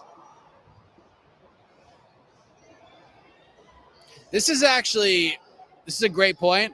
I expect Pereira training with Glover. He will block all Strickland's takedowns, especially with Sean's weight cut struggles to win on points. Sean's face is going to be cut up with elbows. Maybe. I don't know. I like the fight. It's intriguing. I also don't think, like, my gut tells me that it's not going to be this wild brawl that some people expect it to be. But you never know. Maybe it'll just be a tremendous fight.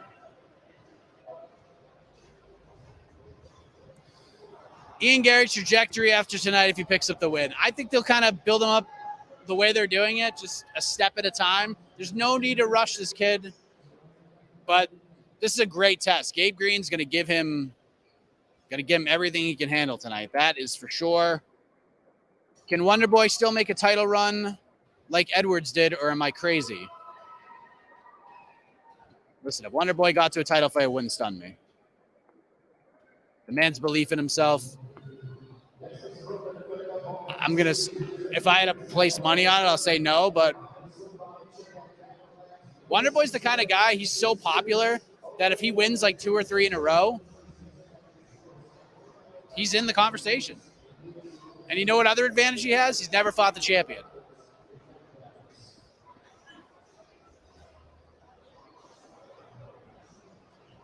Over under 3 finishes on the main card. I'm going way under. I made my picks for our little MMA fighting pick'em thing, and I have all 5 fights going to decision. All 5 of them. I only have like 3 finishes for the whole card.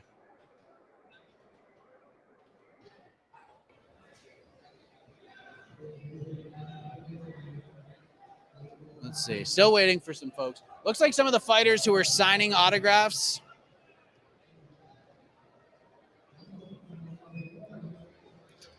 are coming down, so maybe we'll get some of those guys. Did Mike ever reveal what the UFC Fun Zone is behind him? So there's a couple of games. I think it's just like they just brought over a couple of games from Dave and Buster's. There's the one-on-one basketball shootout game. There's like a touch the lights as fast as you can game.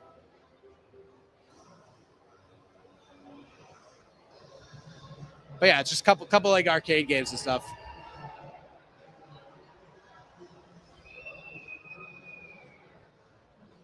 Going through here. So we'll probably keep it going for like another half hour. We'll see what happens. Over under 6.5 finishes for the night. Under. But maybe I'll be wrong. I think you'll utilize grappling the most in the main card.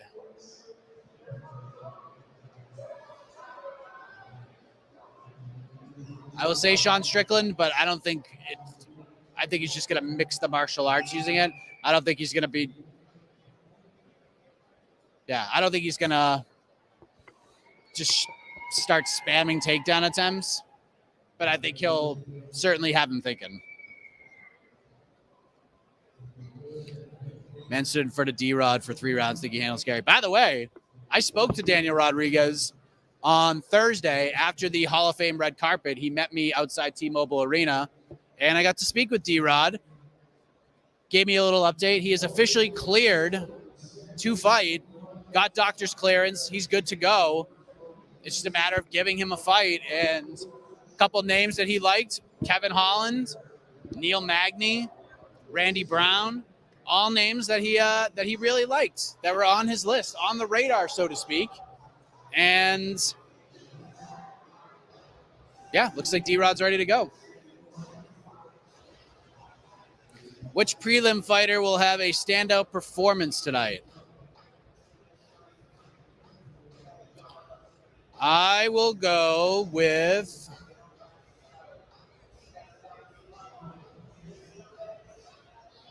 Dricus du Plessis.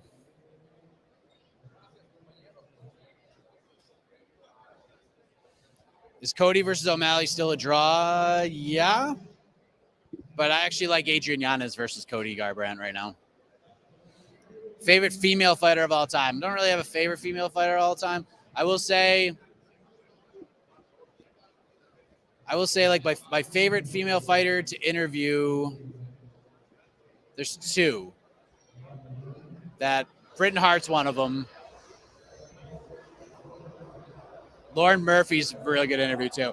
One of the most memorable interviews of my career was Lauren Murphy's interview after she lost to Valentina Shevchenko. One of the most honest assessments of a fight performance that I've ever heard in my life.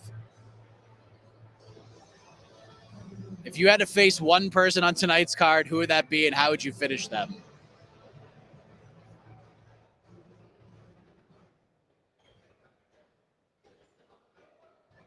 I would fight Israel Adesanya.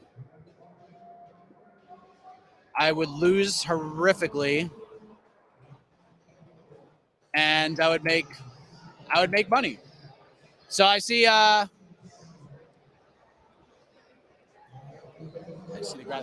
take them both. I'll take them both. What's up, gentlemen? Come on over here. Come on over here. Yeah, we'll do either side. Hey, listen. If you're if we're playing anti-New England here, maybe this isn't the segment for you, but we are live at UFC X with my fellow New Englanders, Rob Font, Calvin Cater. Gentlemen, how are you? Rob, how are you enjoying the experience? Great, man. How you doing? I'm doing great. Calvin, back. I feel like things are back to normal in the world. International Fight Week, thousands upon thousands of people here. What has the week been like for you? Yeah, where else would you rather be if you're a UFC fight fan? We're really enjoying ourselves out here, taking it in while we don't get something lined up and booked. Yes, but you recently fought, you took on Josh Emmett, crazy close fight. In the end, judges went with him. Who'd you go with, Mike? What are we talking? Are we talking about like how did I score it? Yes. I've said this before, and I'll say it again. Chris Lee screwed you. All right. He screwed you. Right. He screwed you. Now who'd you pick pre-fight? I picked you, Calvin. Let's go, New England. Stand up. See, but the last time I picked against you. I know, but we're here now. We're here. I know. No. You know? Yeah. So maybe I'm like the reverse jinx. I don't know, man. There you go. Is there anything about the performance like you don't want to go back in time? You're Bill Belichick, bro. Yeah. We're on to Cincinnati. Have you gone back and watched it? Is there something that I don't know if regret's the right word, but if you could do it differently, would you do anything differently? I mean, well, now the way the decision worked out, probably. But, you know, when I was in the moment, it all felt like I did enough to get the job done. But like you said, man, you know, I'm always trying to learn either way off the past performances, win, losses, and always on to the next. So at this point now, we just focus on what we can control, and that's whoever's next. There you go. Rob, You're coming off that crazy fight with Marlon Vera. What did you take away from that? Because I think your last two fights, if we're talking about how judging works in MMA now compared to it was like 4 or 5 years ago, your fight with Jose Aldo and your fight with Marlon Vera are like the prime examples of how to judge fights. But you landed a ridiculous amount of shots in that fight. You landed a ridiculous amount of shots in the Jose Aldo fight. You had two great performances. Just a couple of moments turned things the wrong way. So how are you feeling, some weeks after that fight with Chito Vera? Yeah, obviously been taking some time off, getting nice and healed up. I felt like I was landing a lot of shots, but I got to make them count more. I was just, the volume was there, but the power wasn't fully there. So I got to pick and choose when to just let it go, and I think, it's weird because I feel like I was winning those fights into the last, 30 seconds of each round. So it's kind of like I'm in the round, I'm winning it. And next thing you know, I'm seeing the lights. I'm like, what the fuck is going on? But, it sucks, man, because I think I broke my own record for significant strikes and a loss, So I'm like, I don't even know. I don't know how to take it. My volume is there. It's almost like maybe I should slow the volume down and pick up the defense. But, it was a tough loss. Shout out to him, and I'm looking forward for the next one. Of course, UFC 276 going down. Your name was mentioned by one Sean O'Malley. He calls you Fob Rons, but he said he's a funny guy. Huh? Yeah, I mean, if he beats Pedro Munoz, he was asked where he might want to go, and your name came up. So I assume you'll be watching that fight very closely. Your thoughts on the matchup and how you see it playing out? Obviously a great fight. I fought Munoz. I know how tough he is. He's a guy that has a hard head. He will come forward, gas tank. He's winning. He's been in there with the best of them. He's fought legends. And he has a solid leg kick. He throws it often too. And obviously, I guess you can only say the only trouble you've seen with O'Malley has been the leg kicks. And you got to assume that Pedro's going to have to come in, put the pressure on him, drop the leg kicks in and mix it up. So we'll see. But then you got Sean O'Malley, if he can keep that range, keep his distance, kind of, let Pedro run into shots, could be a big night for him. But, overall, I think Munoz takes this one. Interesting. And, of course, big fight in your division. We get the trilogy fight between Alexander Volkanovski and Max Holloway. Max has been on fire all week. Last time we saw him that fired up is when he heard you say that he was a freshman and you were the senior. Like 5 hours worth of interviews is like the last shit I said, and they use that for the promo. I'm like, damn, man. You hate with that? That's why in the fight me he's talking that shit, and I kind of laugh like, all right, I got you. I get it. Nicely done. But nicely done. I see what you tried to do, and that's what you did. So I'd probably do the same shit if I was him. Yeah. But how do you see this one playing out? What can Max do differently? Because, I mean, a lot of people felt he won the second fight. I've watched that fight 1,000 times, and I've scored it for Volkanovski every single time. Really? Yeah. It's super close. I think I was not, what is that, Fight Island for maybe the Ige fight. When they were fighting, I was like training or can't wait or something. So it was a close fight, very close fight. I didn't watch it start to finish, so I can't really give my opinion on who might have done it, but it was close. And, so that shows he made good adjustments in the first fight. To the second. Now we'll just see who makes the best adjustments in the third, but it's a hell of a fight, and I think the fans are the winner in that one, man. It's going to be a great one. Such a New England Patriots answer. The fans are going to win. Yeah, because he's going to ask me who do you think's going to win the fight next, and I'm not falling into that shit. 100%. So, Rob. He's a veteran now. He's gotten the stance a few times. It's so have you. When do you think we'll be able to see you back in here before the end of the year? How are we looking? I'm not sure. Obviously, there's a lot of fights that have been booked in the bantamweight division, and want to see how some of these fights shake out and then go from there. But we'll see. You never know. They give me that call. We'll answer. Calvin, how are the Patriots going to do this year? Are you confident? Are you feeling good about this, or do you feel like we're just going to be saying the word that we always say? We're not sure if our team's good. Could be a rebuilding year. I know. In Bill we trust, right? So we're gonna let him. We're not gonna push on him too much. He had a rough year, but a better year. But in Bill we trust, man. We got to run it back one more time with that. Let him make his adjustments. And I can't believe people still hate on the Patriots and we don't get Tom Brady. You sure I'll feel bad for us now. Yeah, And- and it- the Patriots. It's like hating the ex-girlfriend, your ex-girlfriend. You know what I mean? Like, man, worry about your ex-girlfriend. Don't worry about your ex-girlfriend. And this is why I have these guys on here. In Bill we trust. And by the way, as long as the Buffalo Bills don't win the division, I'm okay with that. Those fans are brutal. You have to jump on Helwani's show and just rubbing it in your face, Calvin. That's ridiculous. I know. I jumped the gun early too. I talked some shit and they ended up coming back, circling around, beating us. I talked shit during the regular season. We got beat in the postseason. That's what I get, opening my mouth. But yeah, they jump off trucks and shit into tables. It's crazy. You guys are ruthless. The Bills Mafia, everybody. Gentlemen, enjoy the fights tonight. Enjoy the rest of the experience. Great to have you guys both on together. Rob Fun, Calvin Cater joining us live here in Las Vegas. A Tyson Chartier special. I'll have to text him and let him know it's be so happy. Is he here? No, hell no. Yeah. You can only travel so much, right? All right. Thank you, gentlemen. You guys are you guys can stay if you want. It's up to you. Hey, listen, why not? Have us do something else anyway. Hey, who's got all right, listen, who's got questions for Calvin Cater and Rob Vaughn? Who's got Calvin? Listen, there's somebody spamming some ruthless stuff out here. So the fans want to know if you guys can you do a podcast together? Can we have a Calvin Cater, Rob Font? I think maybe we can. weekly show? Well, that's the problem. I don't know if the schedule, because it might just be random and whenever. I don't think we can get on a weekly. You know what I mean? It's like might be a different day every week. A monthly. It might be a monthly. Yeah. What would we name the show? Have you guys ever had this discussion before?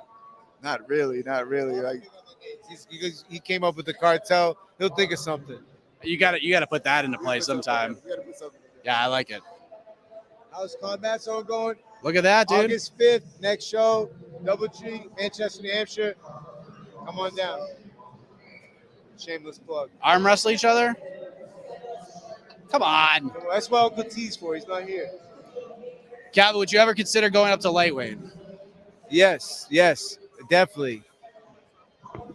Are we thinking about that? No, I just think the weight cuts would be so much easier. But I got to run through the 45 first to the point where it's not, if it ain't broke, don't fix it. So I'm happy at 45, but 55 would be great. Just thinking food wise. Is there any prediction you have for this card, Calvin? I don't know. Anything. Shit. Prediction on this card that I will be up for the entirety because it's West Coast time. Isn't that weird? I'm so happy being on this time, but I know I have to go back to the East Coast and it's going to be brutal. I got in Tuesday. okay. Got in Tuesday. By Wednesday, I was totally acclimated to it all. But now I know that when I go back home and land Monday afternoon, it's going to be a brutal. Yeah, you're gonna be jacked. Rough, man. I don't know. Airlines are crazy right now. Everyone's getting their flights canceled. Maybe you get home Monday. Maybe you stay. What's going on? Is it just You gotta ask the public. Yeah, maybe the public. Maybe the public. I've heard that a lot. What's going on? And you got to fight in Vegas, right? I You did. finally Yeah, got to Vegas fight in was out. Vegas. Finally. I know. I'm here with Mr. Vegas. Fought like 8 times, 9 times in Vegas. Second home, bro. It's my second home. Rob, what's your favorite place in the Northeast? Favorite place in the Northeast?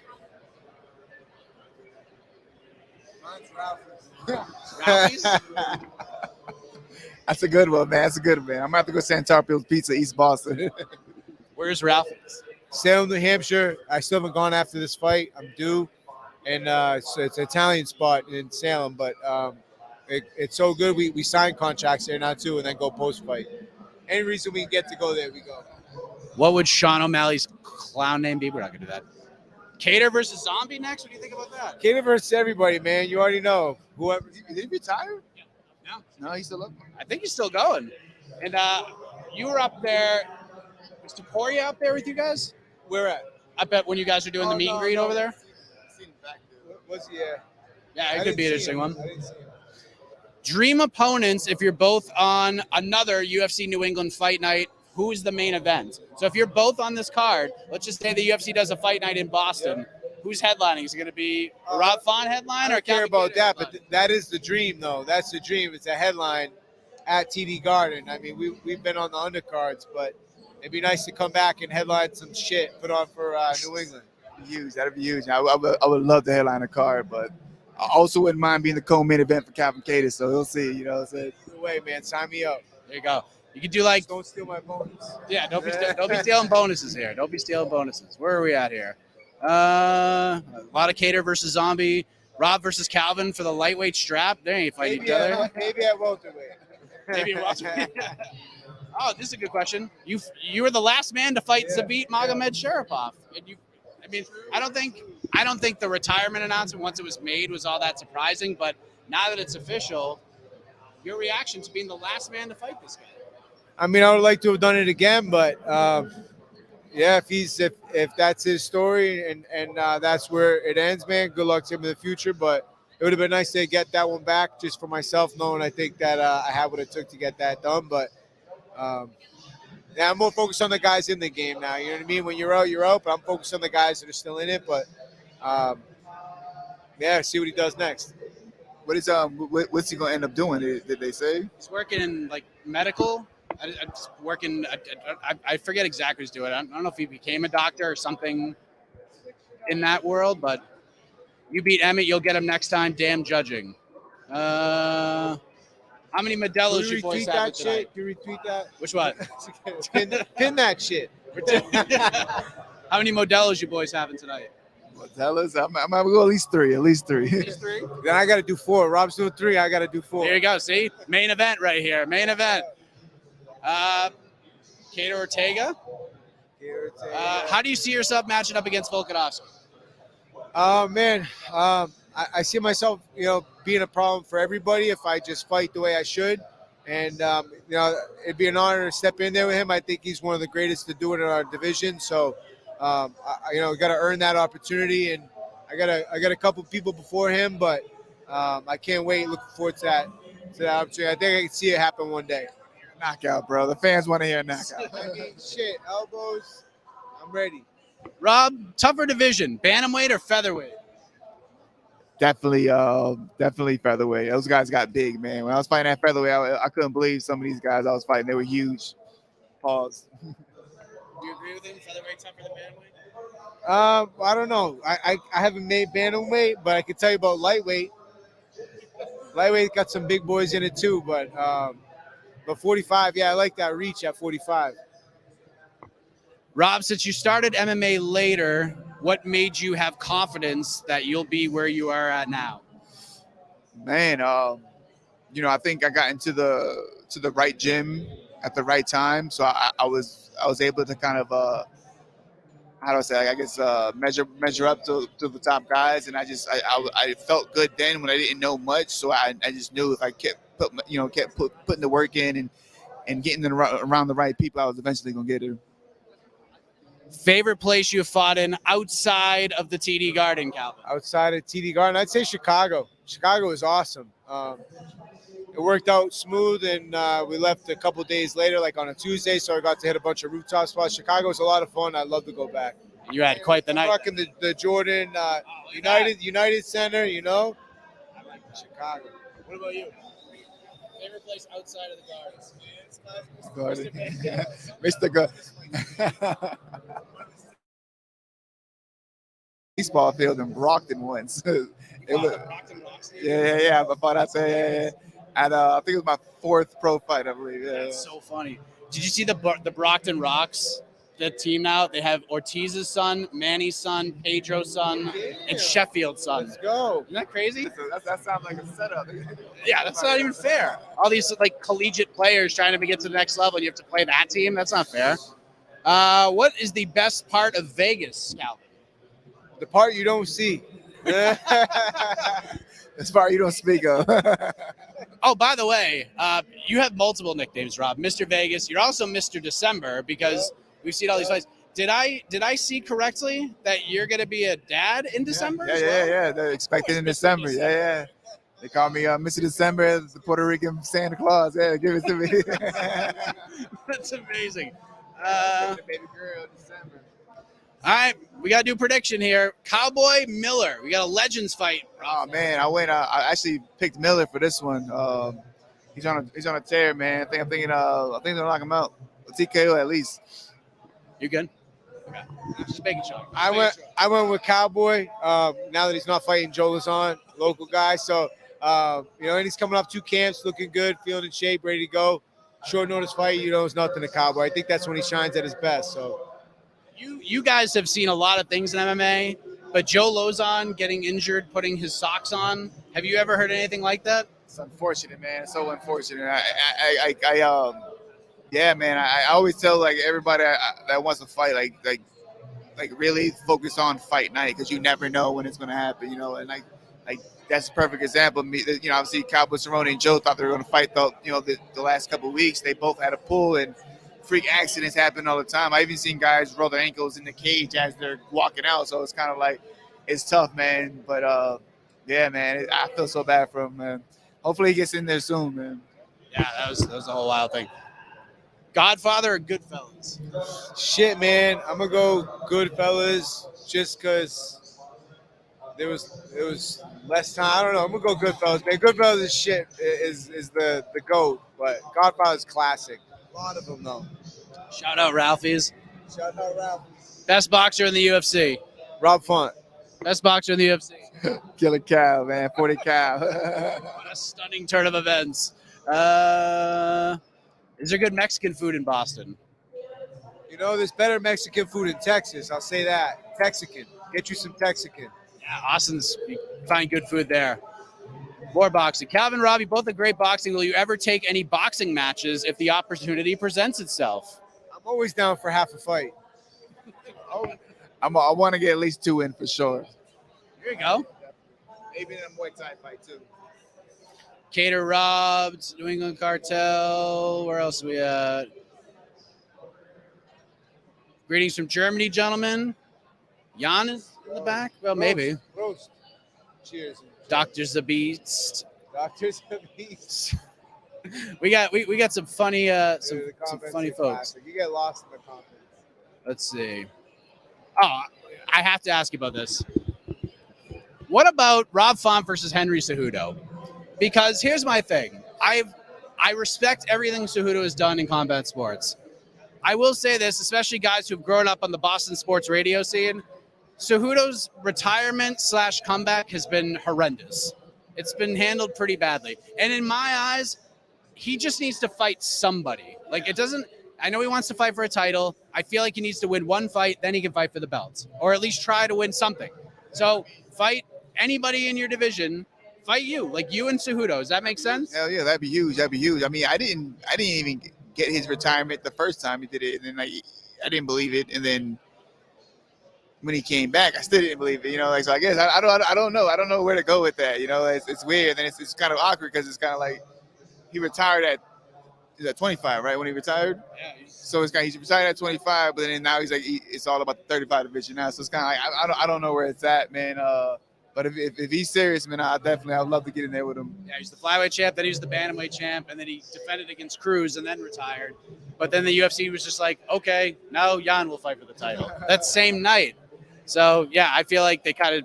There's no consistency with it. These guys that come back, you know, or go in and come out, it's like, or even after injury, there's no consistency on what their return fight looks like. You know, even if they were a former champ or other things, it's kind of sometimes hit or miss depending who you are, how much you move the needle. You gentlemen both like to swing the sticks out on the golf course, right? Yeah. We saw the video in the lead up to the fight, right? Saw that? That was the first hole I chipped in for birdie. There you go. To leave. They wanted to get more blueprints. See ya. Yeah, I'm out. So who wins? So you guys go out and play 18 right now. Who wins? I'm kind of embarrassed to say this on here, but we haven't really played like 18 in a while. We played 9 and really been playing a par 3. Quick hour and a half, you know, work the short game. Because what good, they say you drive for show, you putt for dough. So we're just working on the putting part, you know, closing it out. Yeah, 100%. I need some private lessons. We all do.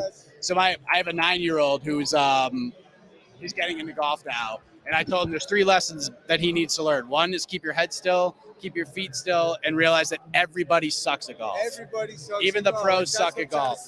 They all suck. Do you need these guys? Yeah. We were just waiting for something to happen. I was just kicking it. Yeah, that's all. Yeah, just pull a boy. Gentlemen, New England, the takeover is complete. Thank you very much. Calvin Cater, Rob Font. Always great to catch up with these gentlemen. We got some good time with them. I appreciate that. I might have gotten myself in trouble by keeping them for too long, but listen, we're reminiscing, taking a stroll down memory lane.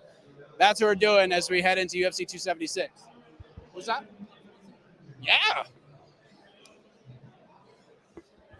Ladies and gentlemen, we're about to be joined by a Hall of Famer. So stay tuned for that.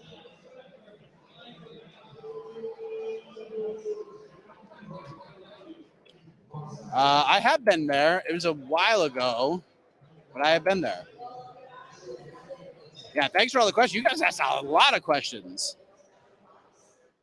I thank you very kindly for that. Mike Heck and Casey versus... No, come on now. To be fair, I'd probably join the cartel, pull a heel move, turn my back on the babyface.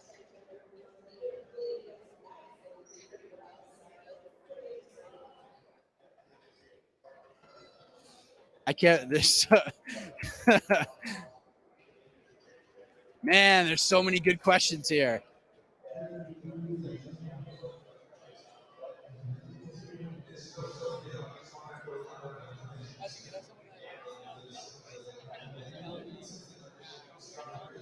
Yeah, we got a lot of people out here.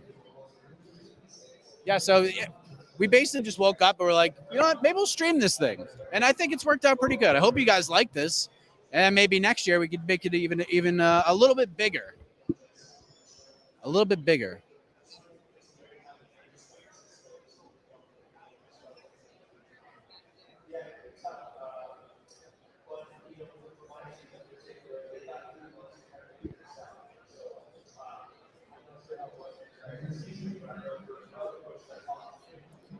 Listen, maybe we'll get him after.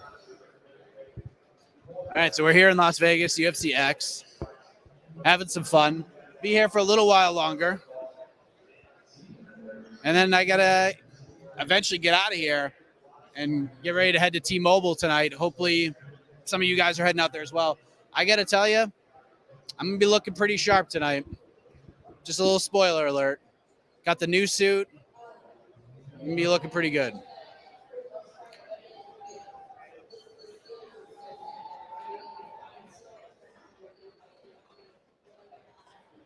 Ever ask Colby about the Taylor fight? No, because I haven't seen her yet. Is Nate Diaz in Vegas? I believe he is. And what's funny is that I was at their meetup last night. Me and Jose went over to say hello, and everybody left. Like, we all were like, hey, good to see you. Nice catching up. And then this morning I go and look on Twitter, and Chuck Mindenhall's taking a photo with Nate Diaz. So apparently Nate showed up. So, yeah.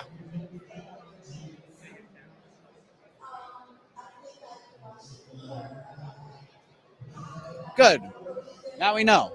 Now we know. I mean, they do this in football all the time, so.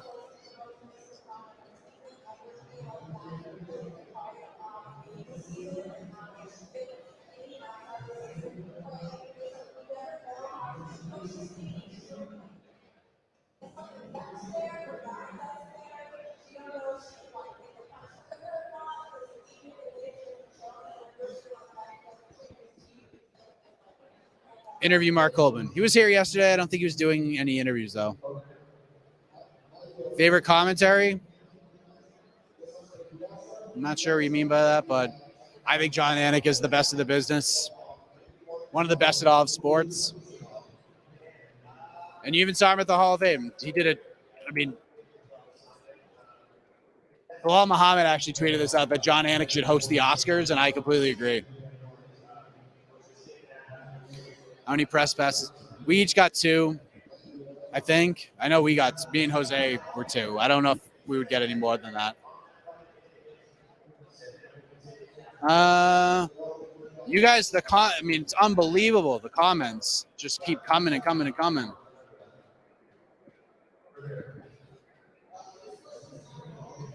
How's International Fight Week? It's been great.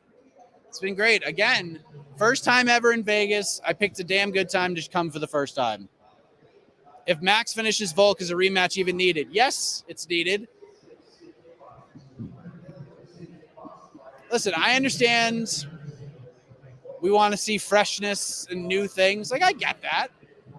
But this is high-level stuff. This is high-level stuff. And we're watching 2 of the very best at what they do get after it. It's fantastic.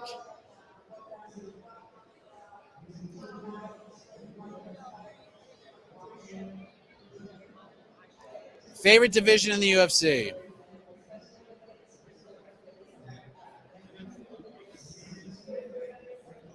I like everything. I mean, everything from 35 to 55. 55 is number 1, 35 is 2, 45 is 3. I'm buying all. I'm being, if I'm using weight classes as stocks right now, I'm buying a lot of stock at 145.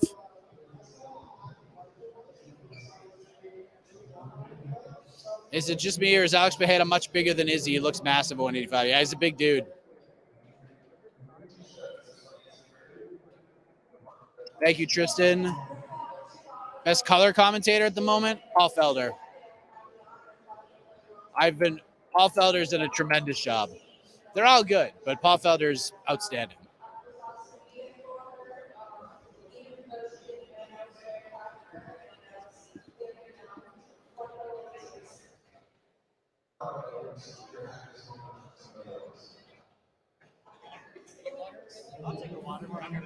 All right. I promised you a Hall of Famer.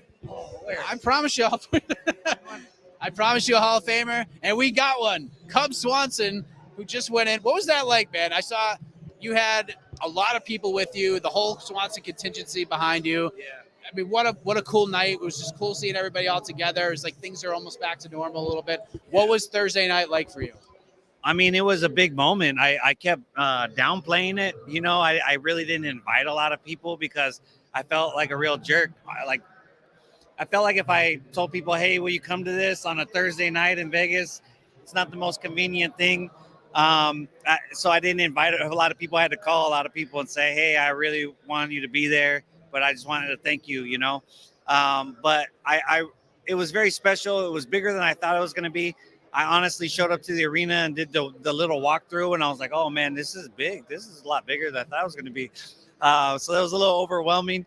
But my biggest thing is I wanted to say a few things to get off my chest, and I wanted to thank some people that have been supporting me for almost 2 decades that I felt like deserved a little bit of appreciation. Well, that's great, man. And, you know, to share that moment with DC and Habib, and DC's out there admitting things that people kind of already knew. When you saw that and heard that, what did you think of DC just finally being, you know what? I have to get something off my chest for the world to hear. Yeah, I mean, I think it was good, you know. I mean, I think it was something we already knew, you know. So it was cool to see, and I thought it was funny. And Habib just walks up on stage, no teleprompter, no sheet of paper. I'm just going right off here, and I thought, fantastic speech. Yeah, it was his better than mine. All right, you don't gotta answer it. All right. I mean, he's the main event. I mean, you know what I mean? Yeah, listen, I mean, he's a big deal. He's a big deal. Great too, though. Thank you. Yeah, I they were worried about it because I was, you know, they were trying to help me write it, and they did, and then I just kept thinking, man, I just need to speak from the heart because that's what I've done my whole career. That's the way I fight, and people kind of expect that of me, and I just didn't feel comfortable reading something the whole time. I was like, I just need to speak from the heart, and I know a lot of people appreciate it, so I'm glad it came out okay.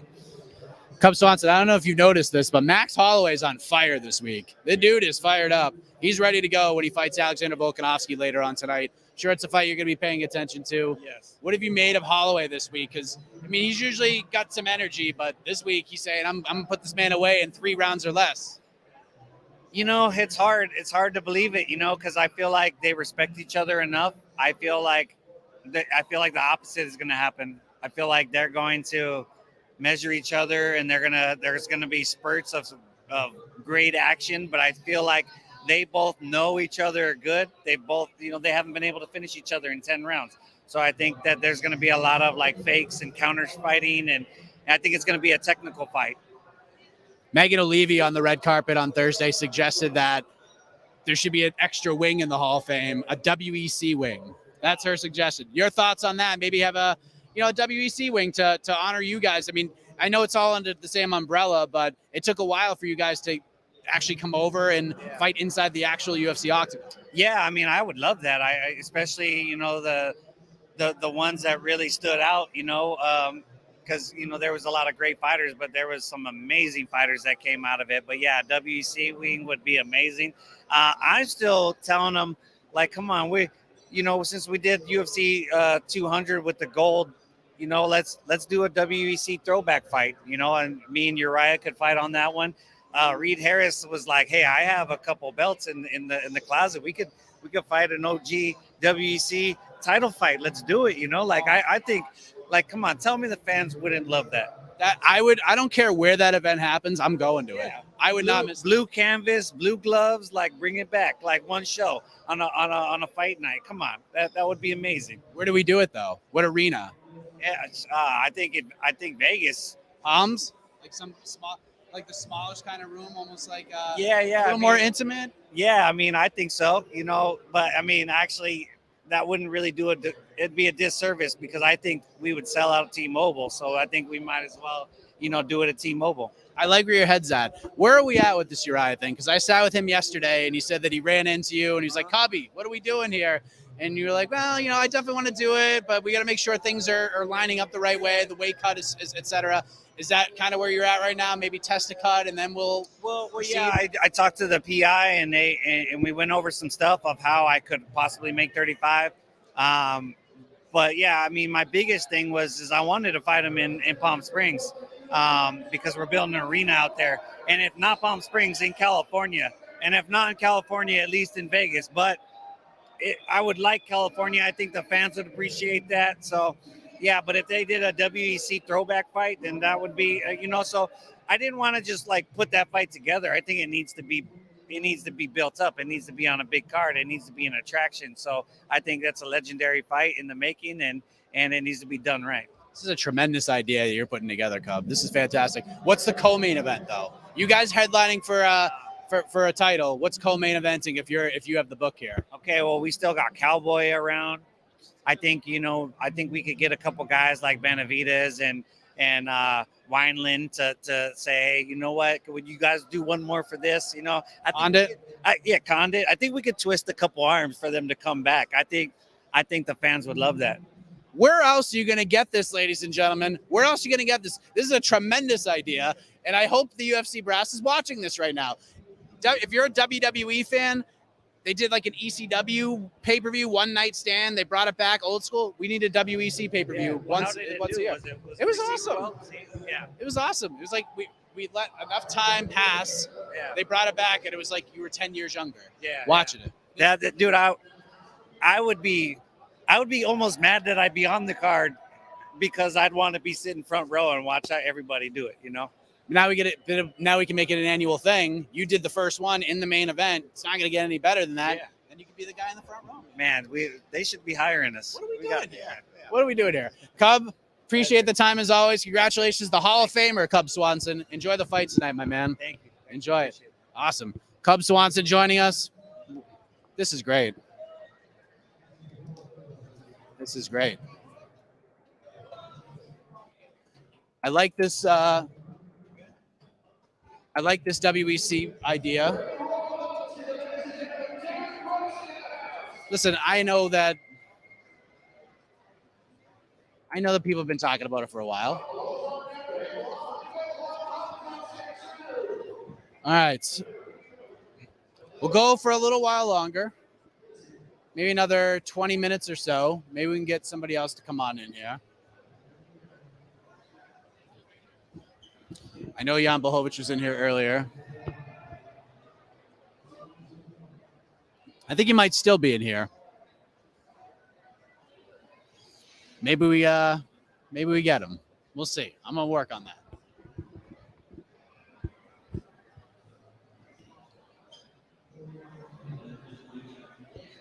I hope you guys are enjoying this.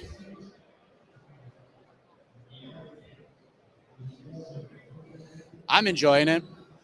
That's for darn sure. Is that Jan? Can I get him?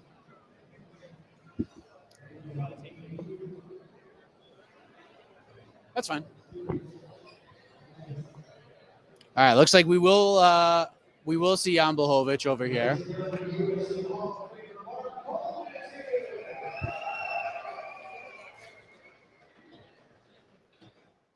I'll tell you, I've talked to a lot of fighters and people who have been here at the UFC Expo over these last 2 days, and everyone's Everyone's very excited about it and have been enjoying themselves, but nobody on this planet has been enjoying themselves more than Brendan Fitzgerald. Brendan Fitzgerald is having the time of his life at UFCX. He's hosting a panel right now. He's got Carla Esparza, Tisha Torres, and maybe Michael Chiesa. I can't really tell. We got more fighters coming up to the stage. Adrian Yanez just got introduced. I don't know.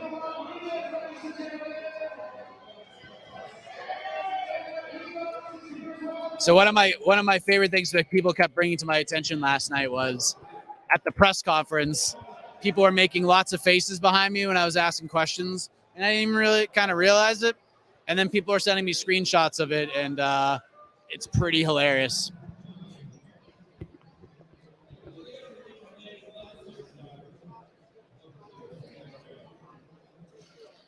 Yeah, a lot of questions about Dana White. I have no answers for you.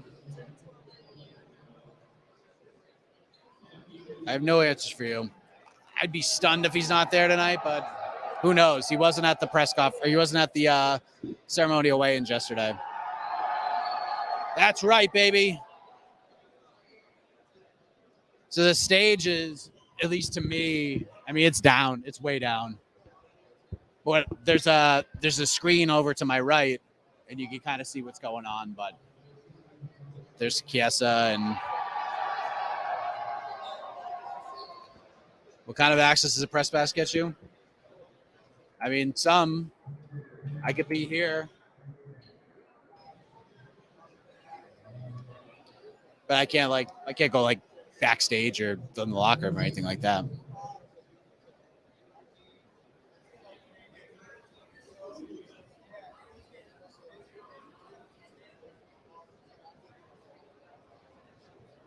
So I hope you guys are enjoying all of the fun here.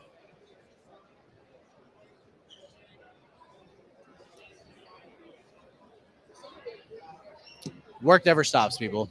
Work never stops. Looks like UFC Paris. Wish you had a breaking news bed, even though it's already out there. UFC Paris adding a middleweight bout between Nasruddin Imavov and Joaquin Buckley. How about that?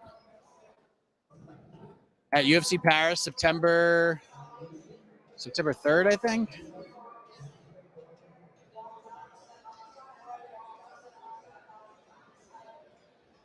But it looks like that's going to happen. Interesting fight. I actually thought that was the fight that Chris Curtis should have gotten, if we're being honest.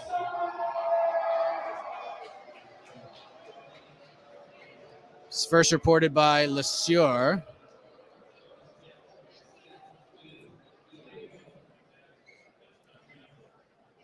But it looks like that fight's happening. All right. So we're looking for, I'm doing multiple things at once, so there you go. Who do you want to see Kevin Holland matched up against next? D-Rod would be fun. Randy Brown would be fun. Wonder Boy would be fun. Be lots of fun ones. But he also wants to fight at 185. And he's talking about Sean Strickland. Actually, he said Kevin wants to fight Chris Curtis, then Sean Strickland.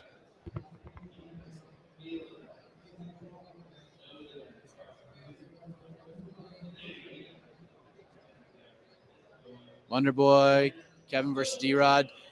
I spoke to D-Rod on Thursday night, and D-Rod's clear. He's had 3 hand surgeries, but he's clear, and he's hoping to fight in like August or September. But he's ready to go. Oh, nice. There you go. Sean Brady versus Bilal. Who wins? Golly. It's a great fight. Need to watch some tape. Gotta watch some tape on that. That's a close fight. I'm in love in Casey. Well, maybe Casey's got a boyfriend, but she was supposed to be on this card. It's kind of stinks that she's not, but what could you do? Wonder Boy Fasal in the fight to be? Yeah. Do you think Dana will be at the fights? Have you seen him at all this week? I've not seen him at all this week. I have not heard that he won't be at the fights.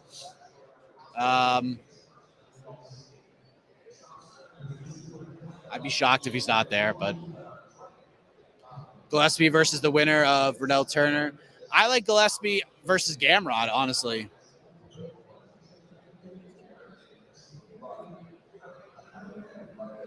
Holland is his own worst enemy / supervillain.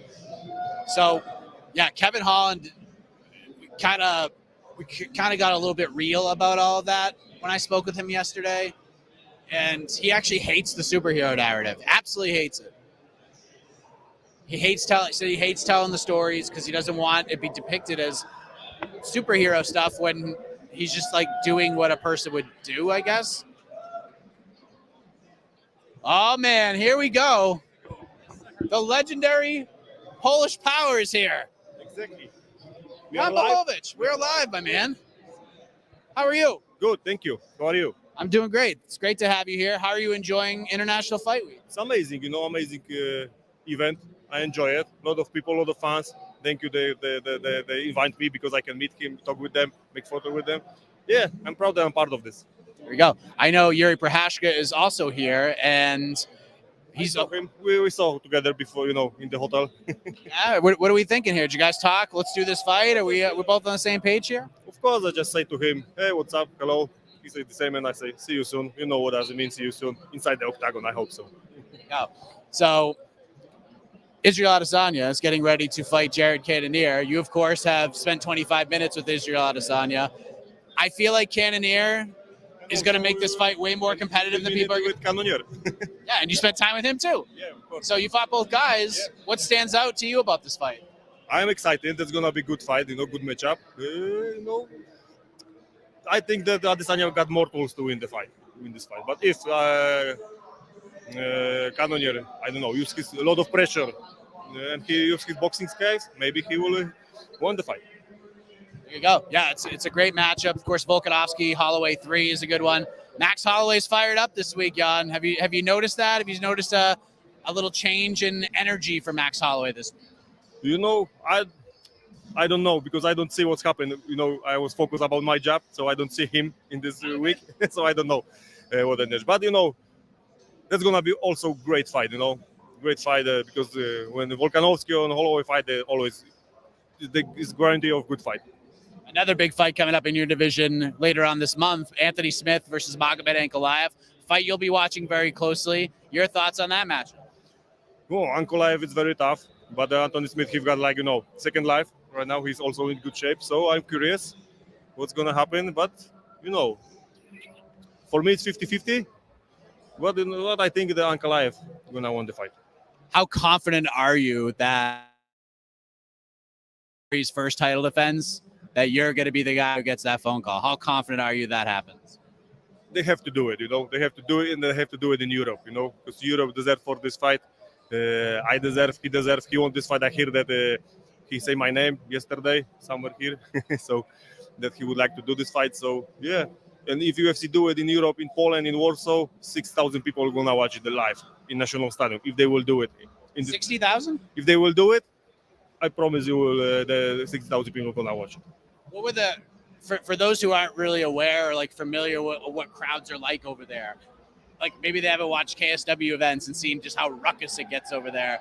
What would it be like? If the UFC put that fight together and 60,000 people fill that arena and you guys walk out, you're doing face-offs at ceremonial weigh-ins. What is the energy going to be like there? Yeah, I don't know, but it's going to be crazy, I don't know. I would like to see it, I believe and I know that it's going to be huge, very huge.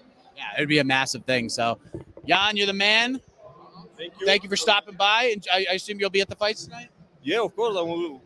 I go there. I watch to watch for the fights. Of course, that's why I'm here also. Oh, you're here. Yeah. You got it. It's got to be worth the squeeze, right? Yeah, I will not go to hotel and stay at hotel. We have some kind of fight like this. Yeah, you can come to the International Fight Week, but you can't come to the fights. Yeah, no. Yes. All right. First thing. Okay. There you go. 2 tickets for me. Thank you. Give this man his tickets. So, Jan, thank you very much, man. Enjoy the rest of the day and enjoy the fights tonight. Thank you. There he is, legendary Polish power joining us. Jan Blachowicz, the former UFC light heavyweight champion of the world. Like I said earlier, I'm just going to hit record and go, and you just never know who's going to show up. Just never know who's going to show up.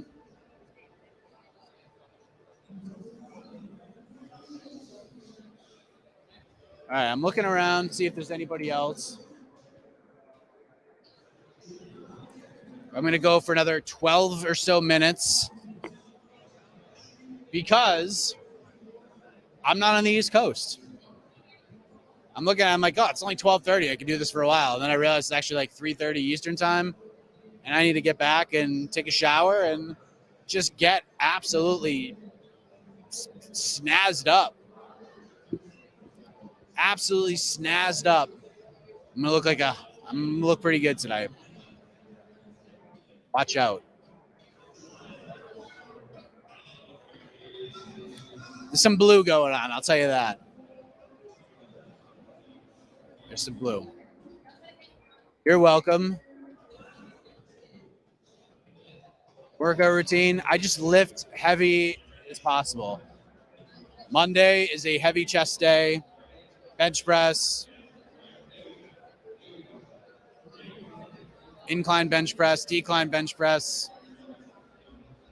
Wide Smith machine. A lot of dumbbell flies. A lot of dips.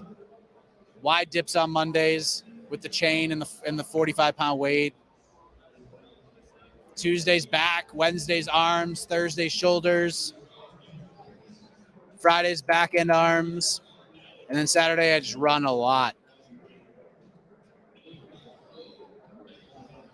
Cejudo come by? No. Demonstration. Do you believe Yuri could be a dominant champion? Sure. Why not?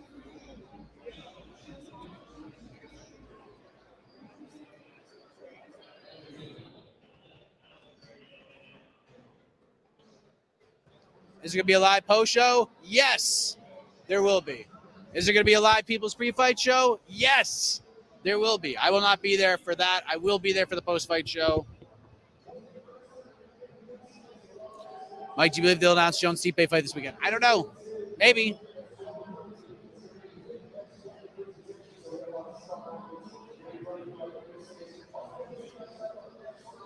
Legs is part of the Saturday cardio day, by the way. I have hamstring issues right now, so I can't really do a whole lot. But I like working out the legs. Mike, how much of a difference maker do you think the bigger cage makes for both title fights? I imagine it would favor Izzy and Max, respectively, since they operate best when given space. I mean, they fought both Volkanovski-Holloway fights are in the big cage, so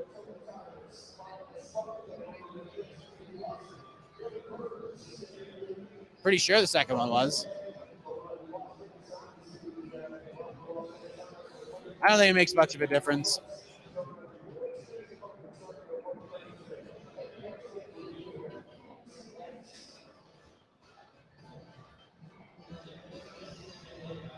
Any fun experiences weekend with fans? It's just, this question just puzzles me because I had a weird moment yesterday where someone was like yelling. There's like two people that are just yelling behind me. And I turn around, I'm just like, what is all the commotion about? And they're like, come here. And I'm just looking behind me like, who are you talking to? And they're like, no, come here. I'm like, me? And they're like, yeah. And I just ran over and took a couple of pictures. I was like, why? Why are you doing that? But it's been fun. People asking for photos. Ariel, man, going to that meetup yesterday. Ariel had there's a line of people to meet that guy. It's just crazy.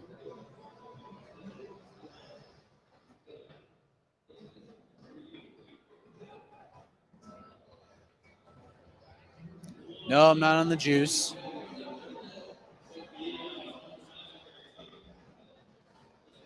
Funniest fighter I ever interviewed? Funniest fight. Out of here. I mean, Holland's great. Brandon Moreno is probably my favorite to interview. He's just hilarious. Moreno is hilarious.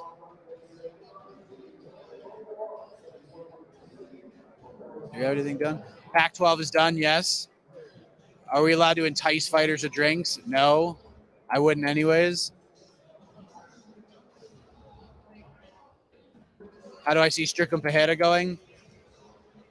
I think it's a very tactical, slower fight. I don't think it's going to be this all-out war a lot of people expect it to be. But I see Strickland winning a decision. How big is my head in centimeters? That's great. Most difficult interview.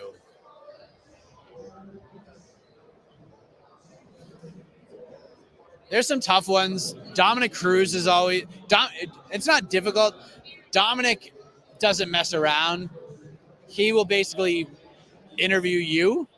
So that's always interesting and fun.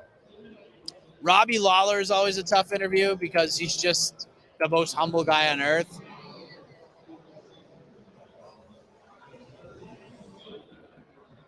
There's a few. There's definitely a few. Jemai versus Rakhmonov, who wins? Man. Shavkat's a bad man. It's a great fight.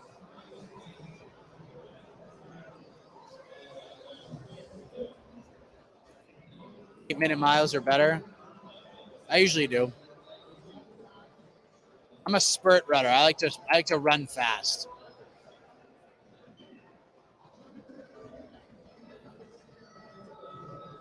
Combat training in my life, yes. I love boxing. There's very few things better than just throwing mean hooks at a heavy bag. It's tremendous. How does Barber versus I go? I got Barber by UD. I also have Barber by UD. Most intimidating fighter I've ever interviewed.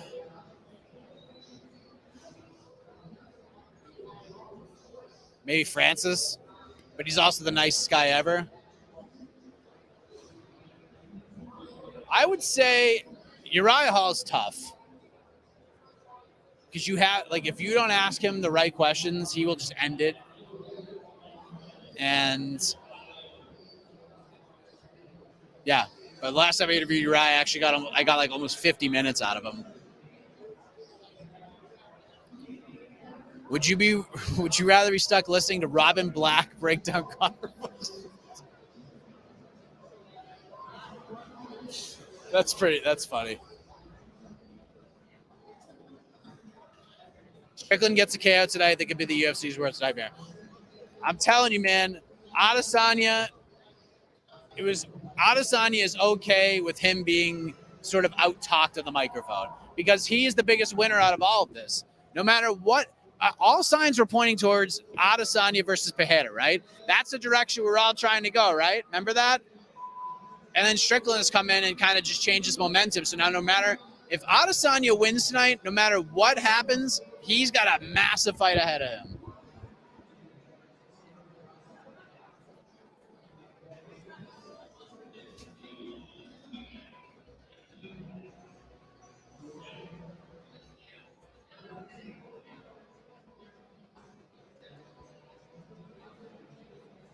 Have I become friends with any fighters? No.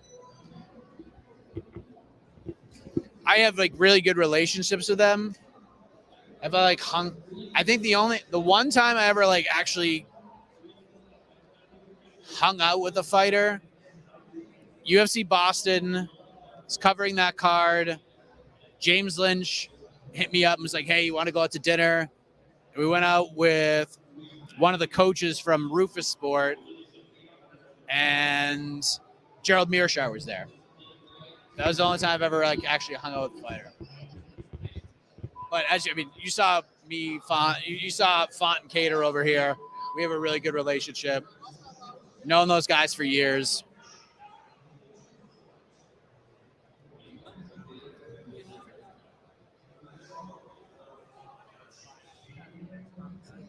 Best interview I remember. It's been a lot of good ones. The Lauren Murphy post Valentina Shevchenko interview was friggin' awesome. Remember when Max Roscoff, quote unquote, quit on the stool? I had the first interview after that. That was kind of a big deal. It's a memorable one. Yeah, there's some good ones, that's for sure. It's going night tonight. And Gary going night tonight? Maybe. Gabe Green's good.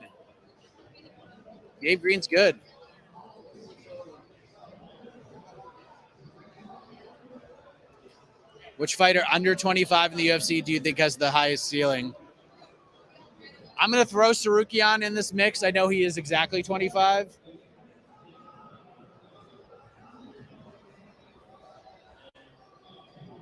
Sarukian and Makhaev.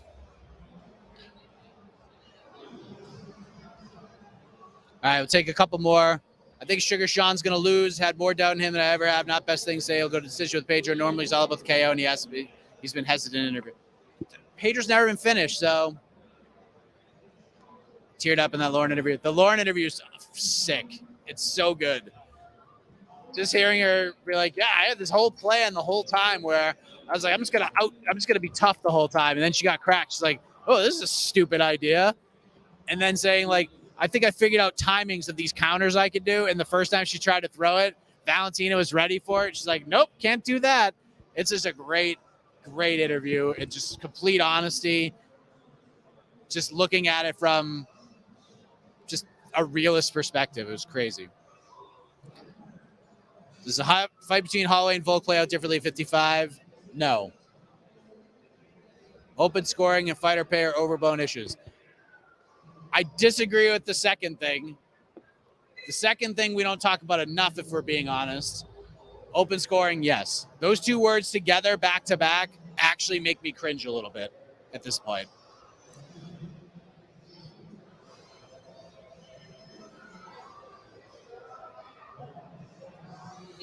If Muniz and Duplessis win their fights, they should just fight each other next. They were booked to fight. Didn't happen.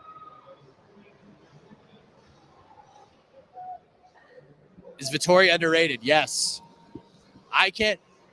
One of the fights I'm looking forward to the most this year is Robert Whittaker versus Marvin Vettori. Those are the two best. If that's a fight for the number 2 best middleweight in the world. Izzy does finish Cannonier. Do you think the winner of Strickland Pajeda could steal the show?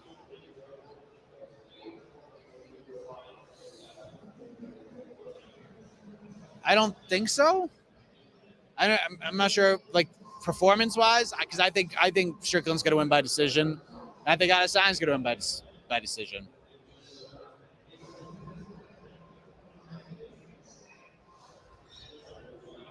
Do you think Strickland can beat Whittaker? I'd pick Whittaker, but it's a good fight. Thank you for asking the questions. All right, that's it. I got to get out of here, ladies and gentlemen. I'm going to go home, get to the hotel, snazz up. I'm getting ready to roll, I think. Unless somebody else is coming in.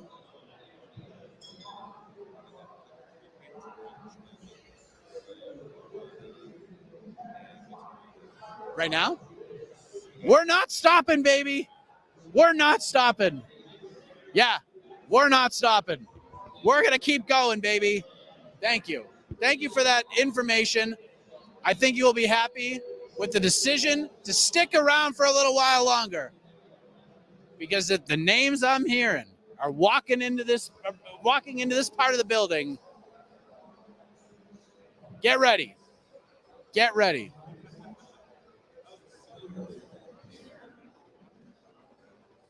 Get ready. All right. We're going to take a short breather. Because I got to change out this battery. And then we will be right back. And we're going to keep this thing rolling. We are live from the UFC X here in Las Vegas, Nevada, hours away from UFC 276 going down at the T-Mobile Arena. Las Vegas is on fire right now. This place is on fire right now. This show is on fire right now. Let's go. We'll be back in a moment.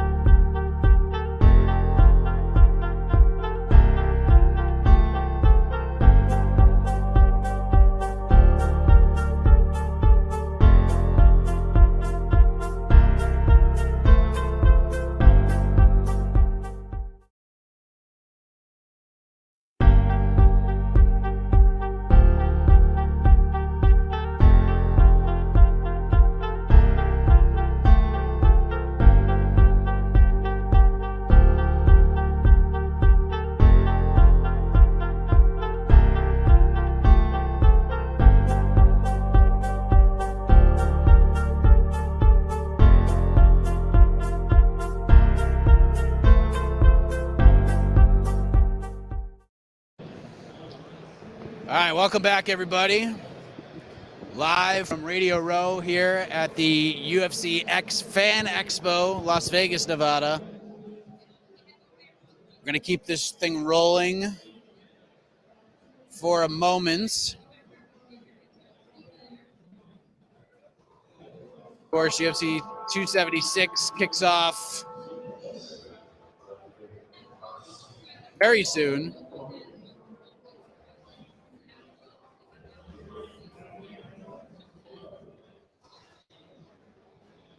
Prelims kick off at 3 p.m. Pacific, 6 p.m. Eastern time.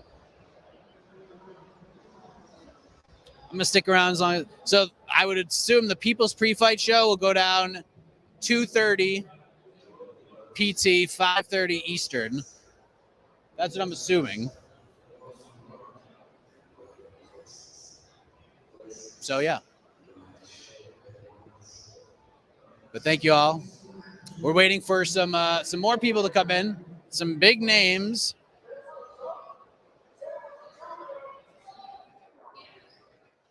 Someone said I get paid by the hour. I can't leave early. I got to go to the arena tonight.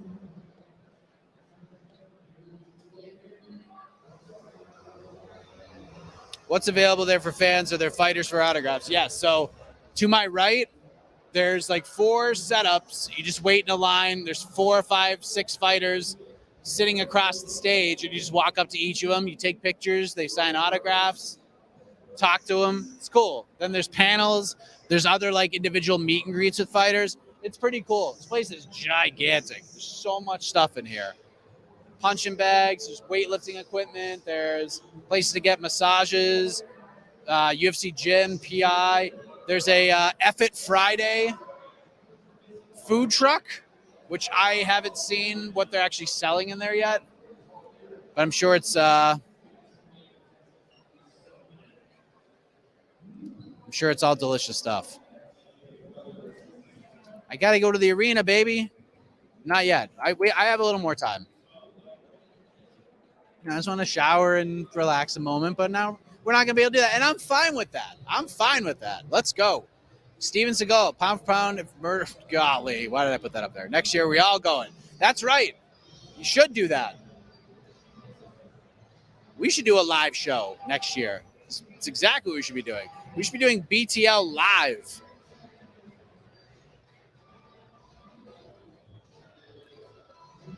Are you mad or happy? I'm fine with it. I'm good with it.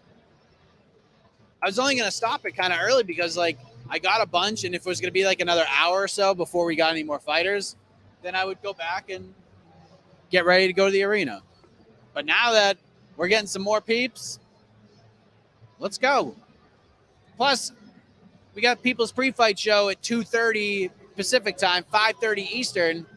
That's less than 2 hours from now. So I want to make sure I give everybody else a little bit of a breather before you tag in Jed, AK, and Casey.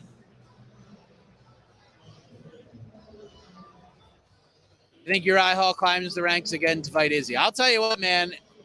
If Uriah Hall beats Andre Muniz tonight, then the answer is there's a chance that happens. It's a tough fight. Our fighters there already. We had fighters earlier. There'll be more. We had Anthony Smith. We had Calvin Cater and Rob Font here for like a half an hour doing a Q&A essentially. Jan Blachowicz was here. Cub Swanson was here. So now we're just waiting on this next group, and I think you guys will be happy with this next group as well. Why not have donations on? Because I don't know how to do any of that stuff. And you don't have to pay us. Fighters on the stage. Let's see who I could see. I see Kelvin Gastelum. I see Mickey Gall. Adrian Yanez. I see Bilal Muhammad, Derek Brunson.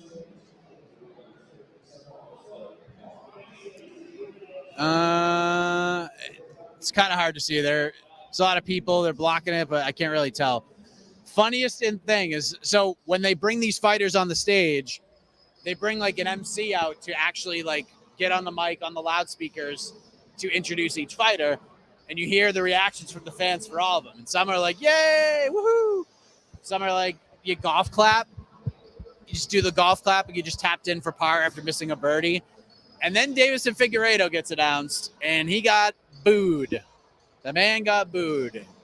It's a little shocking. At a freaking fan expo, people getting booed. It was just funny.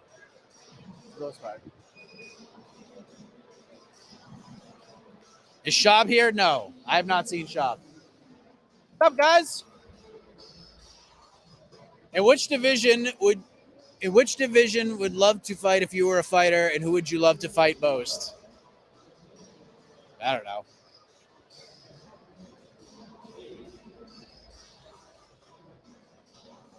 Yes, David. Have I seen Tony Ferguson here? No. There was potential that him and I were going to speak yesterday. It just didn't happen. Remember, I teased I'm going to be here. It's for a while, but if I have to leave, it's going to be for a big reason, and you guys would like it. That would have been the reason. We couldn't make it happen.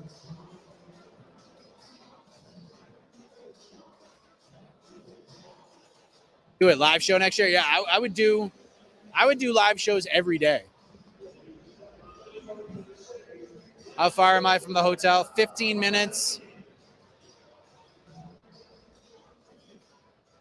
Gonna get at least one female fighter. It's all but it's who's available. But one of the names that was dropped is a female. Officially, she's no longer a fighter, but she was a fighter a month ago. She was a former champion. I think you know what I'm talking about.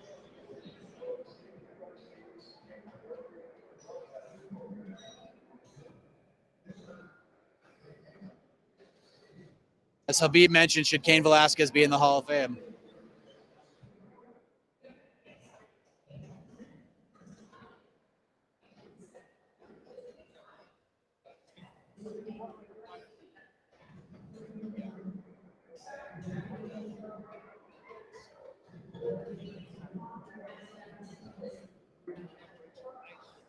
think McGregor pin was ever possible. I don't know. Is Costa here? I haven't seen him. Knockout of the night.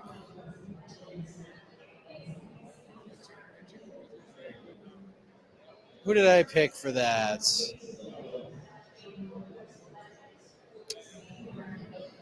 I'm going with Jim Miller or Dricus du Plessis. Those are my two answers. Yep. All of you are getting right.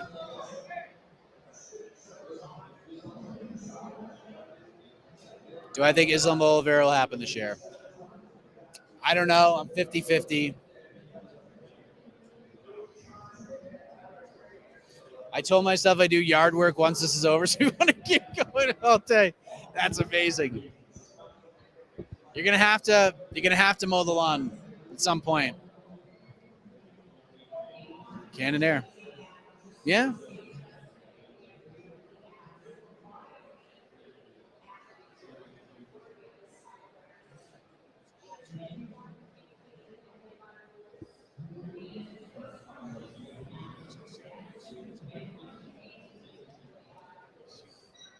How impressive is Munoz's strength of schedule? He's fought out. It's ridiculous. Favorite single moment from the presser? I don't know. Strickland was on fire. Should Kane be in the Hall of Fame? Yeah, probably.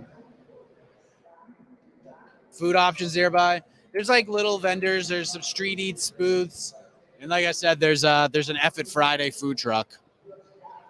But I don't know what they're selling or anything like that.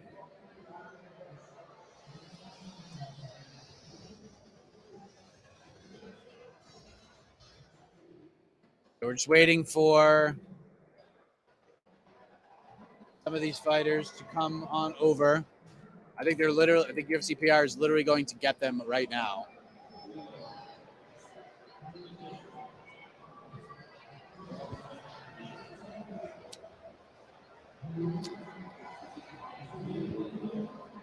So we have another panel going on. Jeff Nowitzki is bringing a bunch of fighters up. Maybe could be USADA jackets. I saw Sparza, Valentina. I think Chris Weidman is up there as well. I don't know.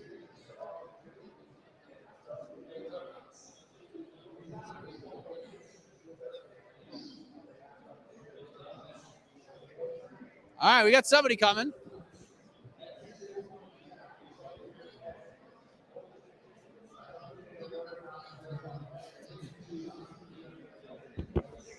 Let's say hello to Corey Sandhagen, who is kind enough to join us. We're live, man. All right. You know, Super Bowl has shows like this on the Radio Row. I figure an event like this deserves the same. How are you, man? I'm good. International Fight Week experience. I feel like it kind of happened, but we've had to take a couple of years off from really getting after the damn thing, and I feel like we're really getting it after this year. Yeah, it seems. I mean, I only done one other one last year. I think last year or 2 years. I don't know when it was, but yeah, this one's way more organized and like going a lot smoother. So yeah, it's good. And we just found out that big fight for you coming up in a few months against Song Yudong. Your thoughts on the matchup? Were you surprised that was the name that was offered? Yeah, I kind of was a little bit surprised. Not that I'm not okay with it or anything, but I was a little bit surprised. I thought it'd be Cheeto, Cruz, Aldo, or Marab, but they all ended up fighting each other. So, yeah, so I'm fighting Song, and yeah, I'm excited for it. Yeah, I think it's a great fight. Which fight are you looking forward to the most tonight? We got, obviously, the main event, Israel versus Jared Cannonier. We got Volkanovski versus Holloway 3. We've seen what Sean Strickland's been able to do this week to generate some buzz, and then obviously Sean O'Malley's fighting Pedro Munoz, big fight in your division. Which one stands out to you as a fan? I've always been a really big fan of Max Holloway, but I've kind of got like, I used to have a podcast, so I had Volkanovski on there, and I really like Volk. And then Israel, I really love, and Jared, I really love too. So it's going to be those last two fights I'm like really excited for, but just because I love all those guys too, I think that they're just like good dudes, you know? And it's nice to just not have to think about like, how does this affect me? You know what I mean? Because I mean, in the Sean O'Malley Pedro fight, you gotta have to at least have your eye on it, right? Like if Sean wins, that could be a guy you fight. If Pedro wins, that could be something that happens down the line as well. So what are your thoughts on the matchup anyway? Like if you're looking at it from an analytical sense, how do you break down Sean O'Malley, Pedro Munoz? Dude, it's like too hard to tell, which is why I think this fight is like really interesting, is because I think that we'll kind of be able to tell what kind of fighter Sean O'Malley is. You know, like Pedro's been through the ringer, so everyone knows who Pedro is and what he does. And like Sean hasn't had that opportunity yet. So shit, anything could happen, man. Like he could go out and get his ass whooped, or he could beat Pedro up, and your guess is as good as mine, really. True or false? Pedro Munoz is the most overlooked fighter on this entire card today. I don't overlook Pedro. I think Pedro's great. I don't really know how like the environment, like the MMA society, I guess, looks at him or whatever, but I think Pedro's good, so I don't know. He's never been fit. Dude doesn't get finished. He's so durable. And Sean is saying the right things. Like, yeah, this could definitely go 15. I'm prepared for it. But if Sean doesn't get you out of there, you know, maybe he gets a little frustrated. Sometimes when you fight a guy that's so durable, we saw what happened in the Rob Font Cheeto Vera fight. Rob was landing a lot of volume in that fight, and Cheeto was like a zombie. Just kept coming back after him, coming forward, landing big shots, dropping Rob. How much of a difference could that play tonight in this fight? Could Pedro's durability actually throw Sean off a little bit? Yeah, absolutely. I think Pedro's a little bit easy to hit, probably just watching, you know, like, and easy, I mean, like, you could get his hands on him, you know, unlike an O'Malley. Like, an O'Malley is definitely, like, going to be a hard guy to hit, but he looks easy to press, you know, so that wears on you, you know, like, when someone's pressing you and not giving you an inch for the whole fight, like, that wears on you, so I guess we'll just see, like, how Sean deals with that, you know. Again, someone with like a lot of skills, because the Munoz or whoever it is that he fought with the crazy hair that he beat the shit out of, Munifield or something, or he pressed him, but he really wasn't like doing, you know, like he wasn't hurting him with the same abilities that Pedro's capable of hurting him with. So yeah, it'll be exciting. Yeah, interesting fight. Looks like Aljamain Sterling versus TJ Dillashaw is going to be the title fight, which is kind of going to be a weird spot for you because pretty much universally everyone thought you won that fight. Are you cool with this matchup? Do you think that maybe Aldo should have got the title shot? What are your thoughts on the top of this division right now? All right. All right. I got to be honest. I really don't care what happens in the division other than really like myself, you know, that's, you know, maybe it's like a defense mechanism I use just to keep myself in my own world, because I'm a lot more creative. I'm a lot more like thoughtful, and I'm a lot more hardworking, honestly, when I keep to myself and not like, you know, care about what other people are doing or whatever. But I will say that I think TJ getting a fight is fine. You know, like he beat me on paper. Was it like an impressive win? And did he lose? In my opinion, like, yeah. But yeah, I think that's fine, man. TJ is a big name. He probably is only going to be around the sport for like maybe another year or two. So, you know, let him do his thing. I know Aljo wants big fights too, like that. So that's part of the sport. And I'm not next in line anyway, so I don't really give a shit what they're doing. Well, you got to get ready to fight Song Yadong, my man. This is a good fight. Young guy who's on the way up, and you know you've had some tough fights in these last couple, but it's just amazing fights, man. How many times do you go back and watch your fights at all? Like, I know sometimes fighters just try to separate themselves from it altogether, let the coaches watch the go back and they just bring notes to you. Other fighters have to watch all of their stuff consistently to see, you know, different tentative things that they do, different techniques that maybe they're doing wrong. Like the Piotr Jan fight, universally praised fight. Have you gone back and watched that since it happened? Yeah, I've watched it a ton of times, like probably 100 times. Yeah, I just need to like correct some shit, you know, like don't get hit with the spinning back fist hook thing, you know, and then like I think that I do really well in that fight. The scorecards, there's a couple weird ones on there, you know, like I rewatched it. Definitely won round one. Like 2 is like debatable, but you know, obviously I'm me, so I'm gonna give me the favor and that, give myself the nod in that one. Round 3, I think I was doing like really, really awesome until I just got hit with some crazy shit, and then in round 4, I just didn't like have my legs under me, you know, like my body wasn't listening to my mind, and like And then I kind of caught my wind back a little bit in the fifth and was able to like kind of like keep myself safe in the fifth, but knew that I had to like play it safe because I knew that my body was hurt. But yeah, I learned a lot in that fight, man. Like, just don't get hit with spinny shit and like fucking don't, you know, like even when you're a little bit rocked, like you gotta have better rounds than what I had in the fourth. So I'm learning, man. I'm just like everyone else. I'm learning. All of these, you know, like everyone talks really confidently and like they have it all figured out, but every day everyone's learning. We're all people. We all, yeah, you know, it happens to us all. Certainly. Corey, thank you so much, man. Great catching up with you. Enjoy the fights tonight, and looking forward to this fight with Song Yudong, my man. Yep. There he is, Corey Sandhagen, joining us live here at UFC X. Good stuff. Very analytical mind. So there we go. Keep this thing moving a little bit.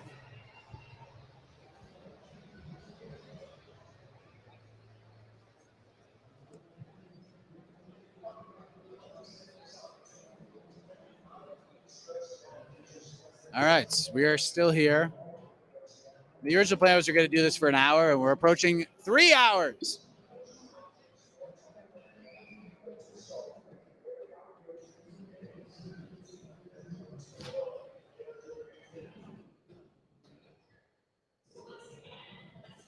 All right.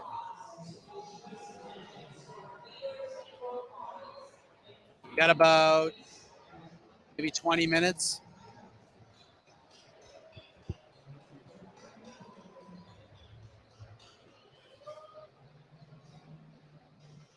Shower in this thing. Guys are gross. Have I had a regular 9 to 5? Yes. I did radio for a while, which is kind of like MMA in some ways, where it just never stops. But I would say that's kind of 9 to 5-ish, I guess. I actually was like, had a schedule like that. But I've done like weird, odd things.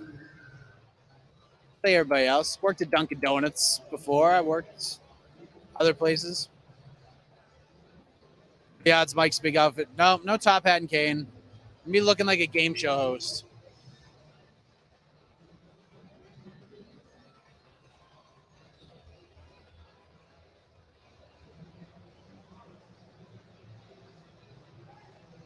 No idea. No idea about that.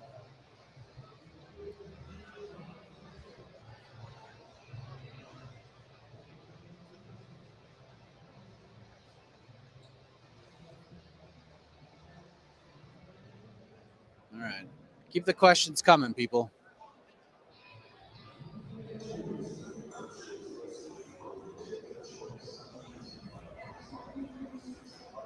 Should Holloway Volk 3 be the main event? I get it. Like I've gotten this question a lot this week. I understand why it's being asked, but I also understand why Israel Adesanya is in the main event spot. Volkanovski and Holloway are tremendous fighters. No doubt about it. Max has brought a big-time energy this week. There's no denying that. But we're looking – you put the guy in the main event spot who's going to boost the card up by selling the card, by doing media, by doing all these different things, creating moments. And I feel like Adesanya's just really good in that spot, which is why he gets it. But from a competitive standpoint, if we're looking at things like which fight is better and more compelling, it's definitely Volkanovski Holloway 3. Definitely. Without question.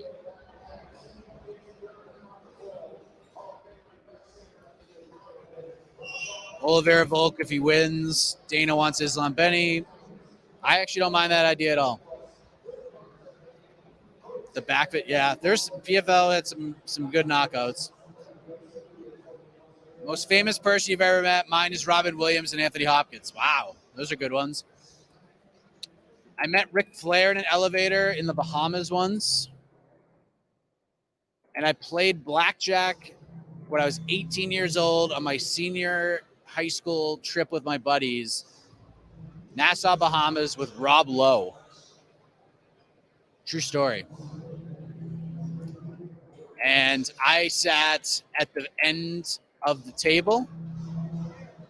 and Rob sat at the beginning of the table. It's just the two of us and the dealer.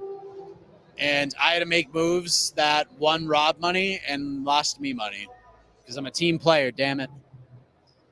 And Rob won more money than I did.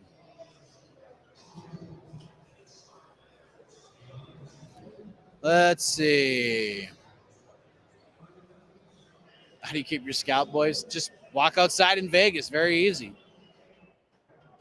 Who wins, Max or Volk? I'm going Volkanovski via decision, but it's a close fight.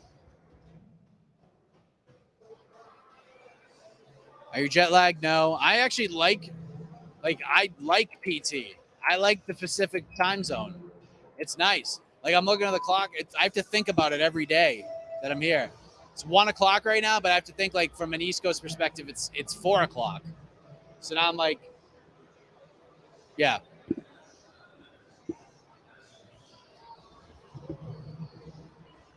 All right, hang on 1 second, everybody.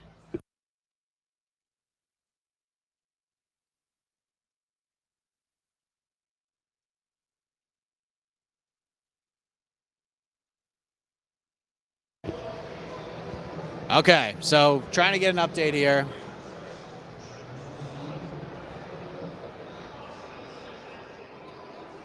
With this list of names. I'm told soon. Told soon. I see Jeff Nowitzki coming in. Does Max go to 155, win or lose? No, not win, I don't think. I think if he loses, he'll go to 55. Or at least think he'll take fights at 55.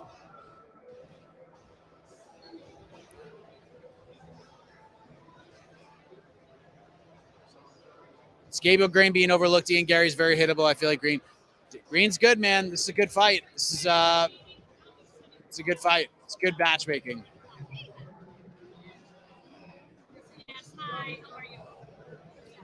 Thoughts on fight? You know my thoughts on Fighter Pay. I don't know who that is.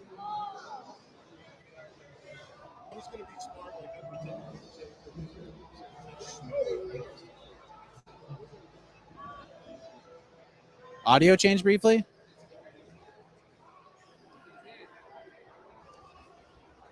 I'm going with Dricus Duplessis in this fight. I just think Dricus is really good. Super fast.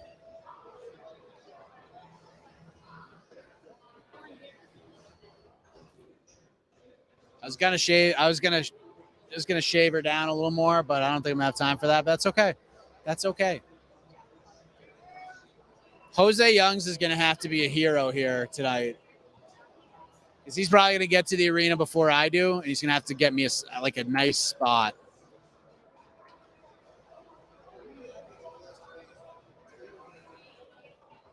Again, I have no idea. He might be at the fight tonight.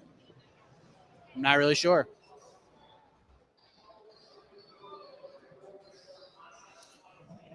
Why do you think the fans still have animosity towards Volk? We all know Max is the fan favorite, but I don't understand why Volk doesn't get more love from the crowd. He's a great guy and fighter.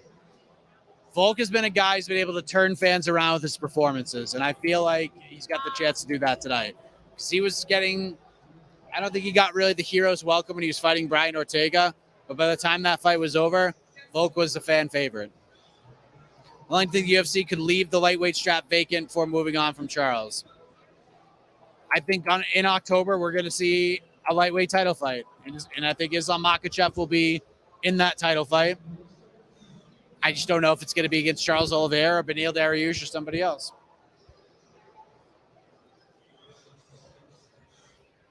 But if I'm Oliveira,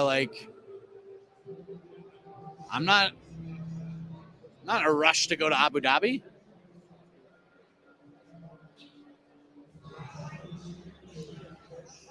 Quite frankly, all I get from Holloway is someone who knows he's beat, but has to still sell the fight. The uncharacteristic shouting, not giving much during his interviews, thoughts.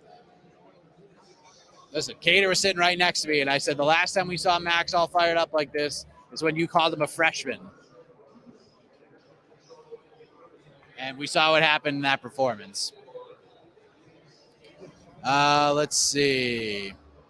Who talks more tonight, Max or Strickland? In the cage? Probably Strickland.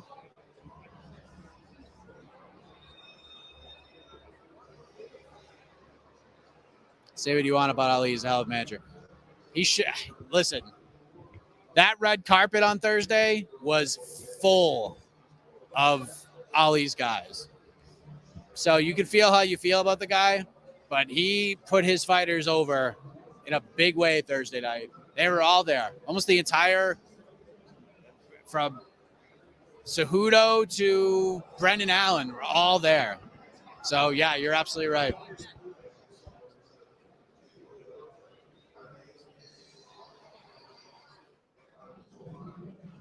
Max gave 2 more rounds. It's true.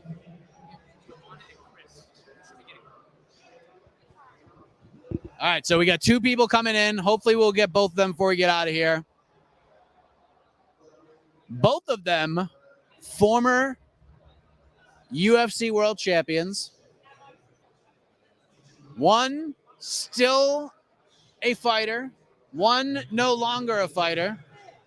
A very recent change in this former champion's life and career. But we're going to try to get both. We're going to try to get both. And because we have such a great community, you're all still watching this show 3 hours in, we might be getting first dibs, ladies and gentlemen.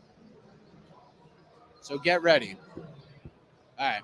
I'm going to take 2 seconds. I'm going to throw the countdown back on. And then hopefully we got something. Hopefully we got a special guest sitting down next to me. Thanks for watching. Back in a moment.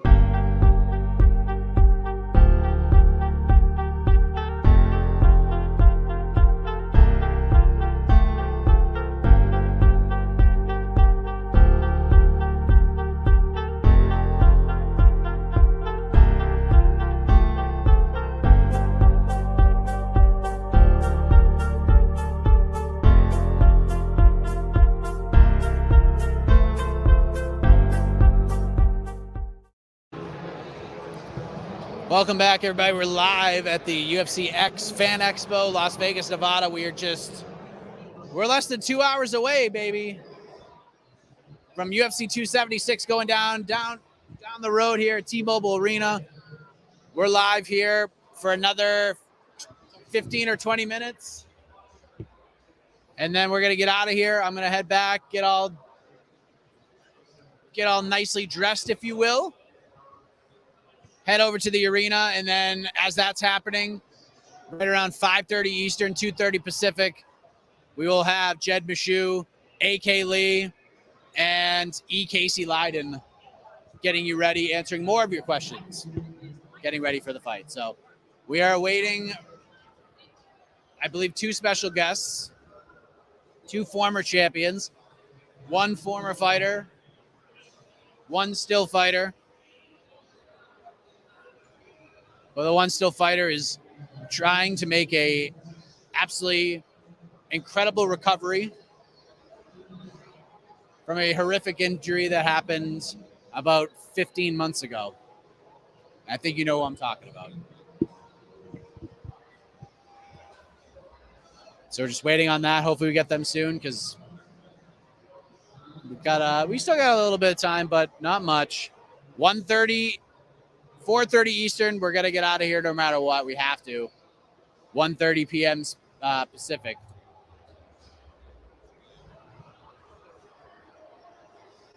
Because we got to turn it over to the fellas in a little bit.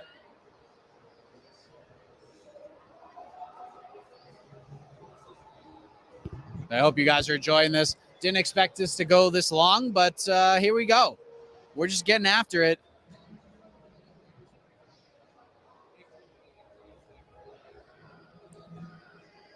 Here we go. Do you think that Izzy would be upset if Usman moved up to light heavyweight?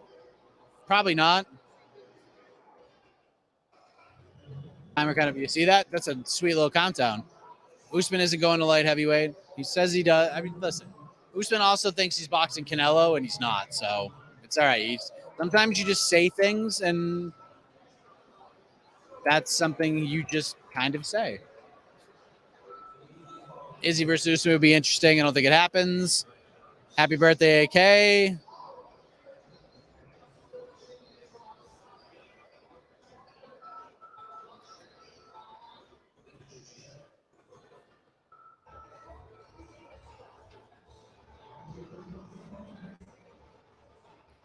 lot of you are getting this correct.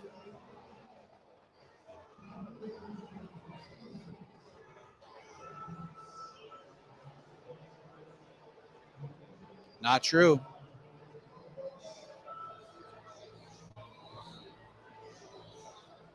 Mike to replace Dana. Hairstyle and gun show. Check. Do you accept Mike? You want? Golly. I'll take the money. I'll take that money. And I'd promote. Yeah, we could have a good time. I believe I see. What? Wait, okay. Okay. All right. I think we see. I see visuals on both fighters.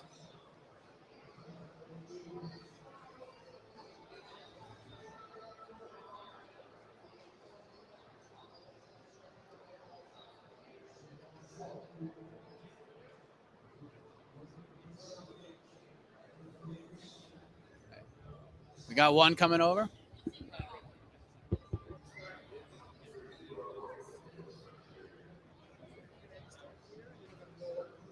Here she comes, ladies and gentlemen.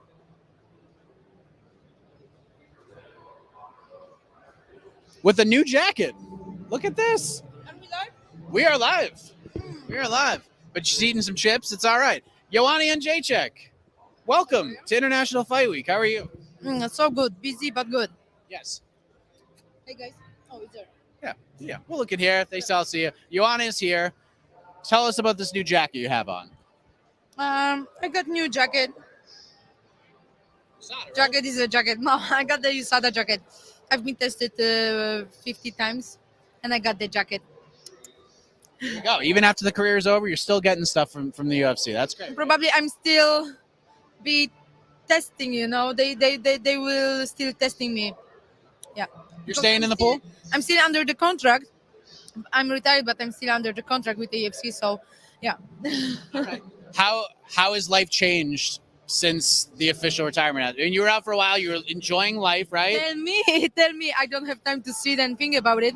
I've been busy. I got back home after Singapore. I got back home for 6 nights only because I went to Thailand after my fight in Singapore. I was back to Europe, to Poland for 6 days, and I'm here, you know, for 3 days, and you know I haven't had time to sit and think about my retirement and my life in general. But I'm happy, you know. But it's hard. It's hard. Still hard for me. I still need to digest.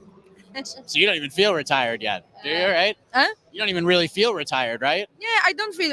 I'm always busy, you know. Since I was a little girl, you know, I was a hustler, and that's the thing, you know. Nothing has changed in my life, but I will miss you guys. That's the thing, you know. But I will be around. I feel like the UFC should hire you right away to be some sort of a brand ambassador at least. You know what I mean? Okay. Like have you doing press conference, like for instance, maybe have you host a press conference or have you out doing Q&As for all these cards, like promoting these events, just being out there, having your face out there, doing media, etc. Is that something you'd be interested? Maybe being part of the broadcast team in some respects? I would love to. I still need to work on my English, on my accent, but this is what I do. I'm still learning, so I do my English classes. And yeah, definitely, I would love to do that. I wanna stay around fighters. I wanna stick to the UFC. I'm really looking forward to see with Dana, talk a little bit about my future, what I could possibly do for the UFC and for the fans, because there is no sport without fans, any sport, you know. And I'm very happy to be here, very excited to be here at the International Fight Week, be around all of these people, our fans. But definitely, I see myself doing some with the UFC, broadcasting, commentating, or I don't know, just being around. Just being I around. need to right? buy a house here. Vegas? Yeah, why not? Why not? Actually, I was here in March, and my friend who lives here, Michael, he showed me some nice houses here. So I might invest some money here, and maybe then I will get another opportunity to come and live here maybe for a little bit. There you go. See, now then you'll get your own office at the Apex at the Institute, right? A big door that says Ioane and Jacek Yeah. on it, right next to Dana's office. Yeah, it would be great. Hunter and Dana, yeah. Vice President Ioane and Jacek. I love that. Oh yeah, I love it, man. Right? Pay her that money.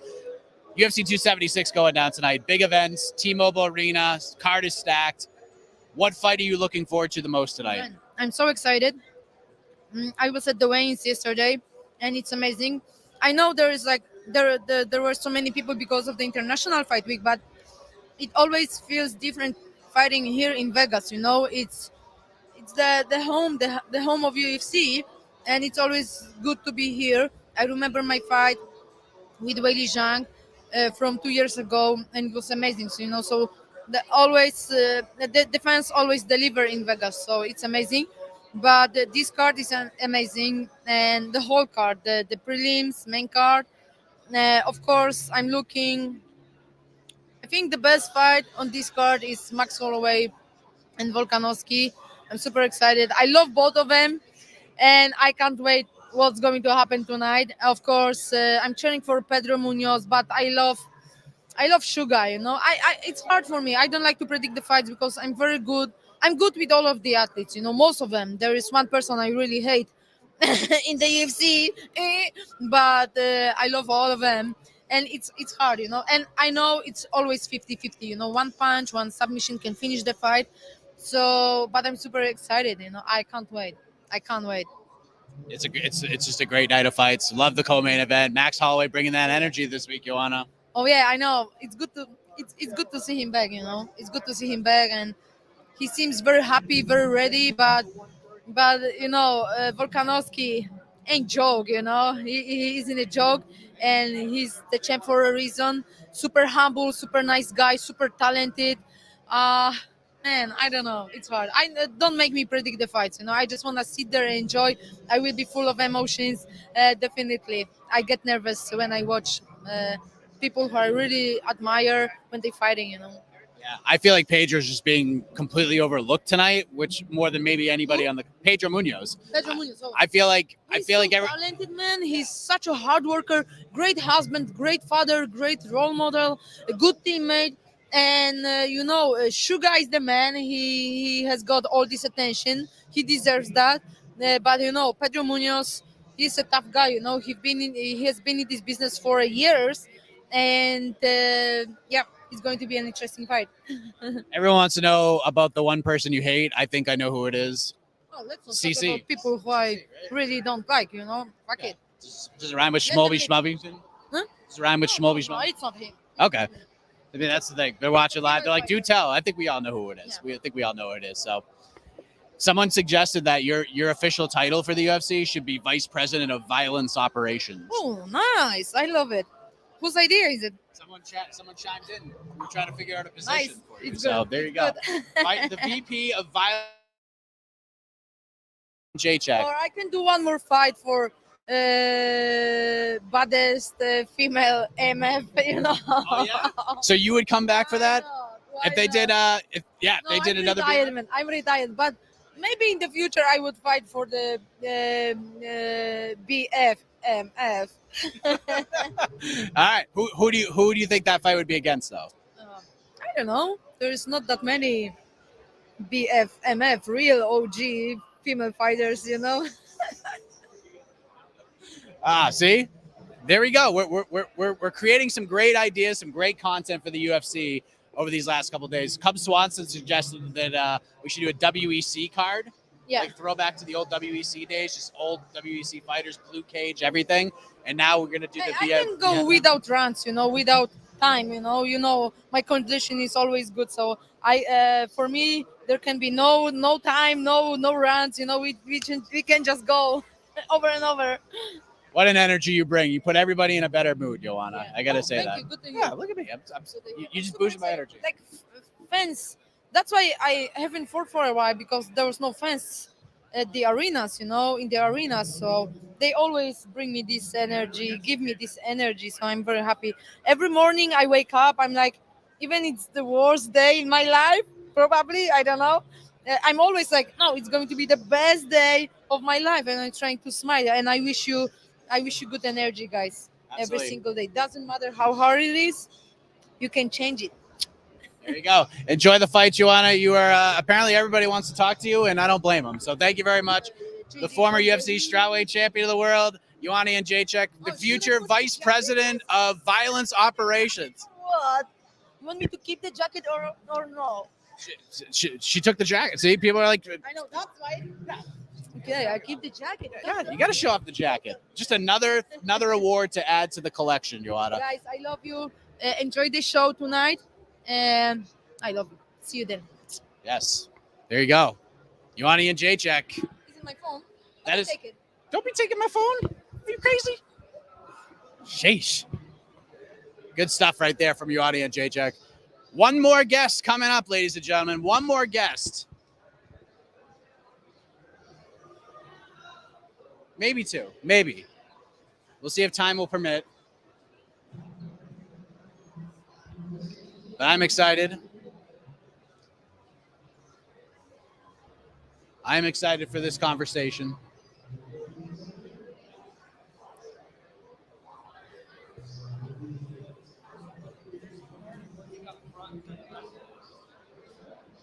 I'm excited for this conversation. Hopefully we can get it happen in the next 11 minutes.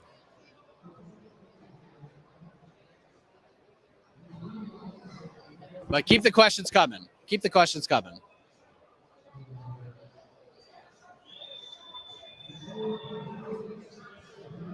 Which fight am I looking forward to the most? Co-main event.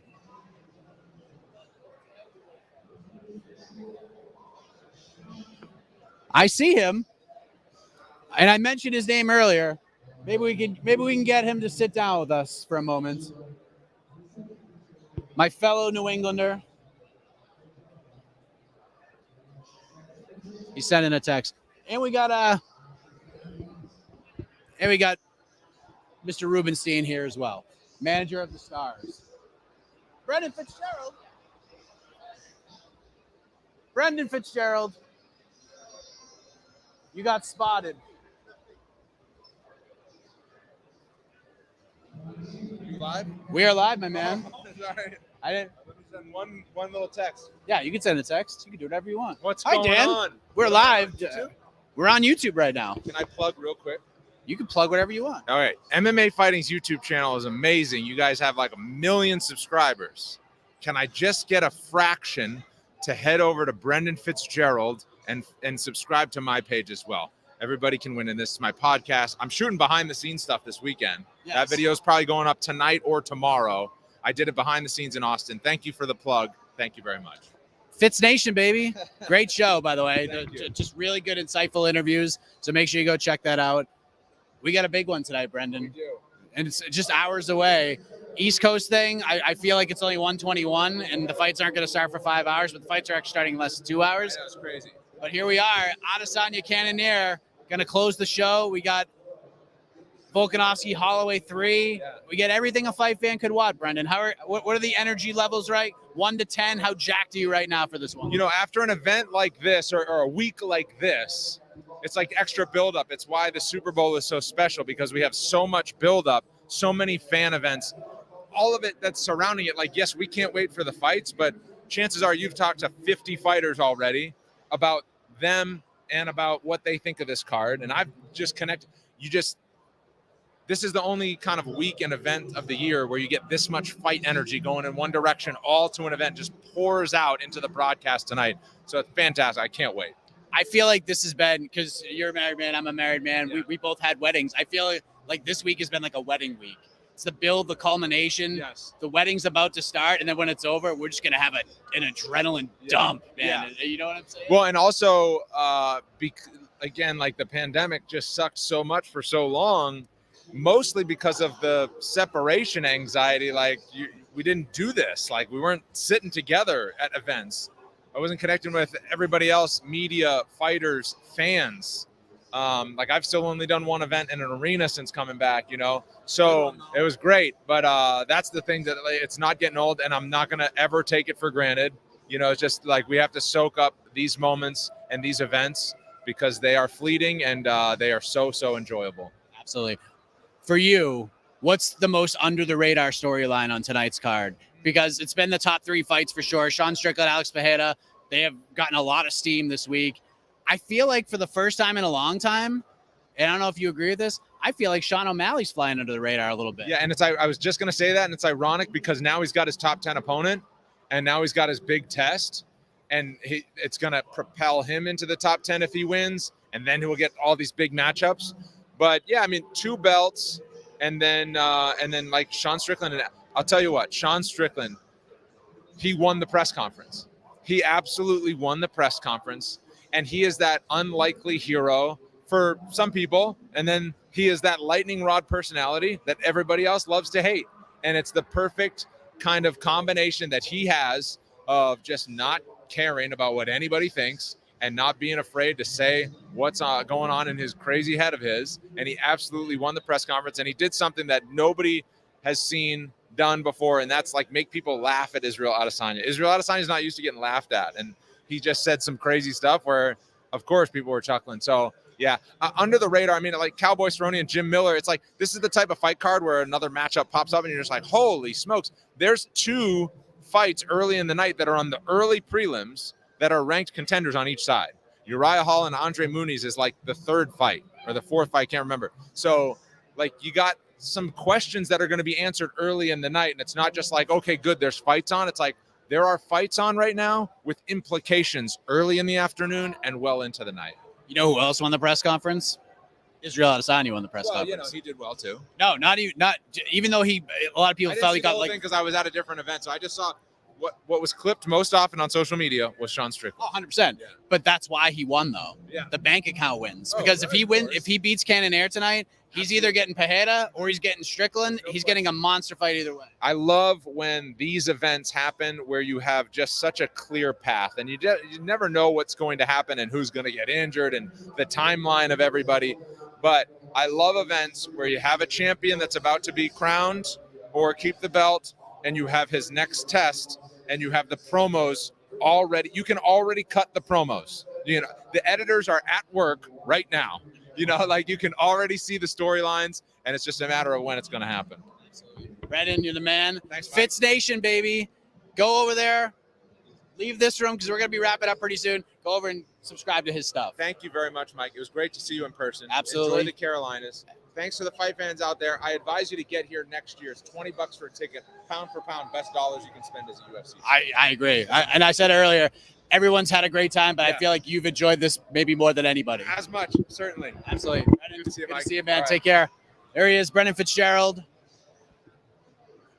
We might. All right, we're going to try to make it happen.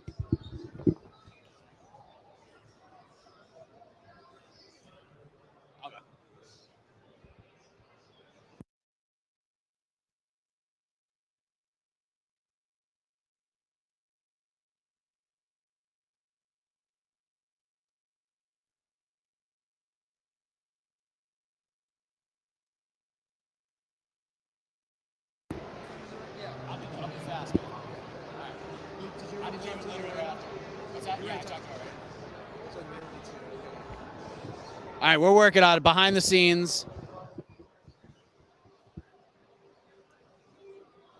We're not gonna have him for a long time. We're gonna have him for a couple minutes.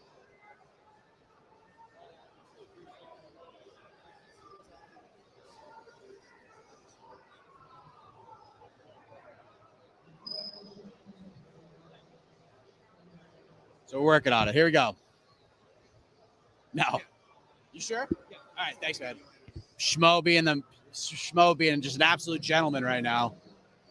There he is. I love this guy, Mike Heck, because why? Valor, Bare Knuckle 1, you were the only one there with the schmo. That's right. Ken Shamrock, this guy's a legend. We love Mike Heck. See? Validation, baby. Validation. Now, Schmo being a great guy right now. He's going to allow this to happen because if he didn't do this, it wouldn't be happening. But we're going to make it happen. And then I'm literally going to run faster than I've ever ran in my life with a bunch of gear. So that should be fun. Here he comes. Here he comes. What a way, what better way to wrap up this long broadcast than to say hello to my now fellow. We're live? We're live, man. My now What's up, fellow everybody? South Carolinian. Are you from South Carolina too? I just moved in August of last year. Where are you at? I'm right outside of Hilton Head. Oh my God. Do you play golf? I do play golf. Oh, hell yeah, Are bro. you playing I played here? Harbortown in Hilton Head maybe like 4 or 5 weeks ago. The place where the Heritage is? The Yes, tournament? yes. Wow, what was that like? It was honestly amazing, and I shot the best I've ever shot in my life at that time, which now I beat that score, but I shot a 93, which for me was insane. I just started playing golf like about 2 years ago, and so I kind of notoriously sucked, but I've been trying to get better at it. And so when I went down there, I broke 100 one time, and then when I went down there, I shot that score. I was like, I fell in love, and then I thought I was just good at golf until I played the next time, and it was the worst game ever. Yeah, my kid plays, and I tell him, keep your head down, your feet still, and just realize that everybody stinks at golf. Everybody. I know. I'm trying to be the best, though. It sucks, man. I got so many damn swing thoughts going through my mind, man. Oh, A lot of man. swing thoughts. I have, some private lessons with my guy Mark Lapointe. He's awesome, and I can't do things just to be, decent. I know you kind of have to settle with that, but I'm trying to be like at least I want to be a scratch golfer. Yeah, I want to See you in one of those matches that like Brady and Steph Curry and bro. That's a dream. Yes, I got to get there, bro. I got to get there. Let's do it. I think we should do a thing where it's you, Wonder Boy, and myself, and we just do a walk and talk golf interview. Wonder Boy sucks, but we could bring Justin Gaethje. Wonder Boy could drive the cart. Cormier is a pretty good golfer. We'll play. Well, he likes golf. He's not that good either, but Gaethje's better than all of us. Gaethje is like a 12.5 handicap right now, which is the best that I know MMA guy. Right now I'm 19.9, but that's just I'm going to start bringing that down here soon. I believe it. But I heard Gaethje takes a bunch of mulligans. Yeah. So actually just like a 120, but his handicap, bro. Yeah, it takes like 15 breakfast balls. Yeah, exactly. I love those breakfast balls, bro. Absolutely. Big one tonight, man. Jared Cannonier. Can he be the guy? Can he get it done? Can he be the one that can hand Israel Adesanya his first loss at 185? Well, the beauty of the sport is that you never freaking know. All it takes is one shot, and Cannonier does have power, severe power. I do think it's a terrible matchup for Cannonier. Adesanya is such a rangy striker, very good with footwork. He's not afraid to be boring. He's not afraid to stay on the outside for long periods of time. And I think Cannonier is going to have to really lunge in there to get close to him. And I think he's going to get picked apart a lot. And I have a hard time seeing Adesanya get caught with any of his stuff. Cannonier doesn't really have wrestling. I don't know if his gas tank is going to be able to hold up like Adesanya. So there's a lot of things stacked up against Cannonier where it's going to be really hard for him to get his hand raised. But that's why we get to watch the fights. I can't wait. It's going to be a lot of questions answered at 185 tonight. We got Dricus Du Plessis, Brad Tavares. We got Uriah Hall versus Andre Muniz. When are we going to see you back in there, Chris? You are – the fact that we're even talking about you coming back after watching that all unfold last April, and to see you right now, 15 months later, and we're already talking about I'm on my way back. What is this? What is the last 15 or so months been like for you? Pretty damn sucky. It's been very hard. Lots of ups and downs, a lot of issues, and it just sucks. I can't put too much out there because I'm doing a documentary with ESPN. They're doing an E60, and so they have the rights to all anything. I can't put out like me training, or if I had any really low spots, if I had to get additional surgeries. I can't put anything out there because they have the rights to it. But it's going to be able to tell. They're going to tell the story in a great way. It's really, they're going to market it as like, the worst injury of all time, and coming back from that, because once you guys all find out what I've had to go through over these last, 15 months, it's been a lot. So I'm excited for them to be able to tell that story finally. And I'm excited to come back and shock the world and inspire people, really. This year, you think? I'm hoping this year, yeah. I assume you'll be at Long Island to check out that card as well, right? Are you going to go back home for that one? I actually don't know about that. I'm going to be at July 30th. I'm actually cornering Anthony Smith. I don't think I told anybody that yet. He's been coming down to South Carolina to train with me and helping him get ready. And he's got that title eliminator fight with Ankalaev. So I'm excited to try to get him ready for that. So July 30th, I think it's in Dallas. I'll be there for that. the other card. I can't leave my family too much. So the Long Island thing, I don't know. Yeah, we'll see. Chris, you're a busy man. I appreciate you stopping by and giving the final thoughts here. Chris Weidman, everybody. Hopefully we see him back here. And that documentary is going to be a must watch, my man. We'll have to get out there and play some golf. Wonder Boy, if you're watching, get ready to drive the car. Start practicing. I'm trying to coach Wonder Boy. I've been working on it, but he needs a lot of work. Absolutely. Chris, thank you so much. Enjoy the fights tonight. There he is, Chris Weidman. And what a way to cap it off, everybody. We're getting out of here. I'm going to head back. Get ready to go to the arena because UFC 276 is going down in a little under 90 minutes from right now, and I am excited for it. Myself, Jose Youngs, we will both be there at the T-Mobile Arena on site, getting you ready. And in about an hour from right now, we're going to be answering more of your questions. You'll have Jed Meshew, A.K. Lee, E. Casey Leiden. People's Pre-Fight Show kicks off right here on this page in about 1 hour from right now. So until then, everybody, take a little breather. We'll be back in a little bit under an hour, and then it's all roads towards UFC 276. Hope you guys enjoy the fights. I will see you guys after the main event for the post-fight press conference stream, and then for the post-fight show after that. Thank you for watching, everybody. I appreciate it. Let's go.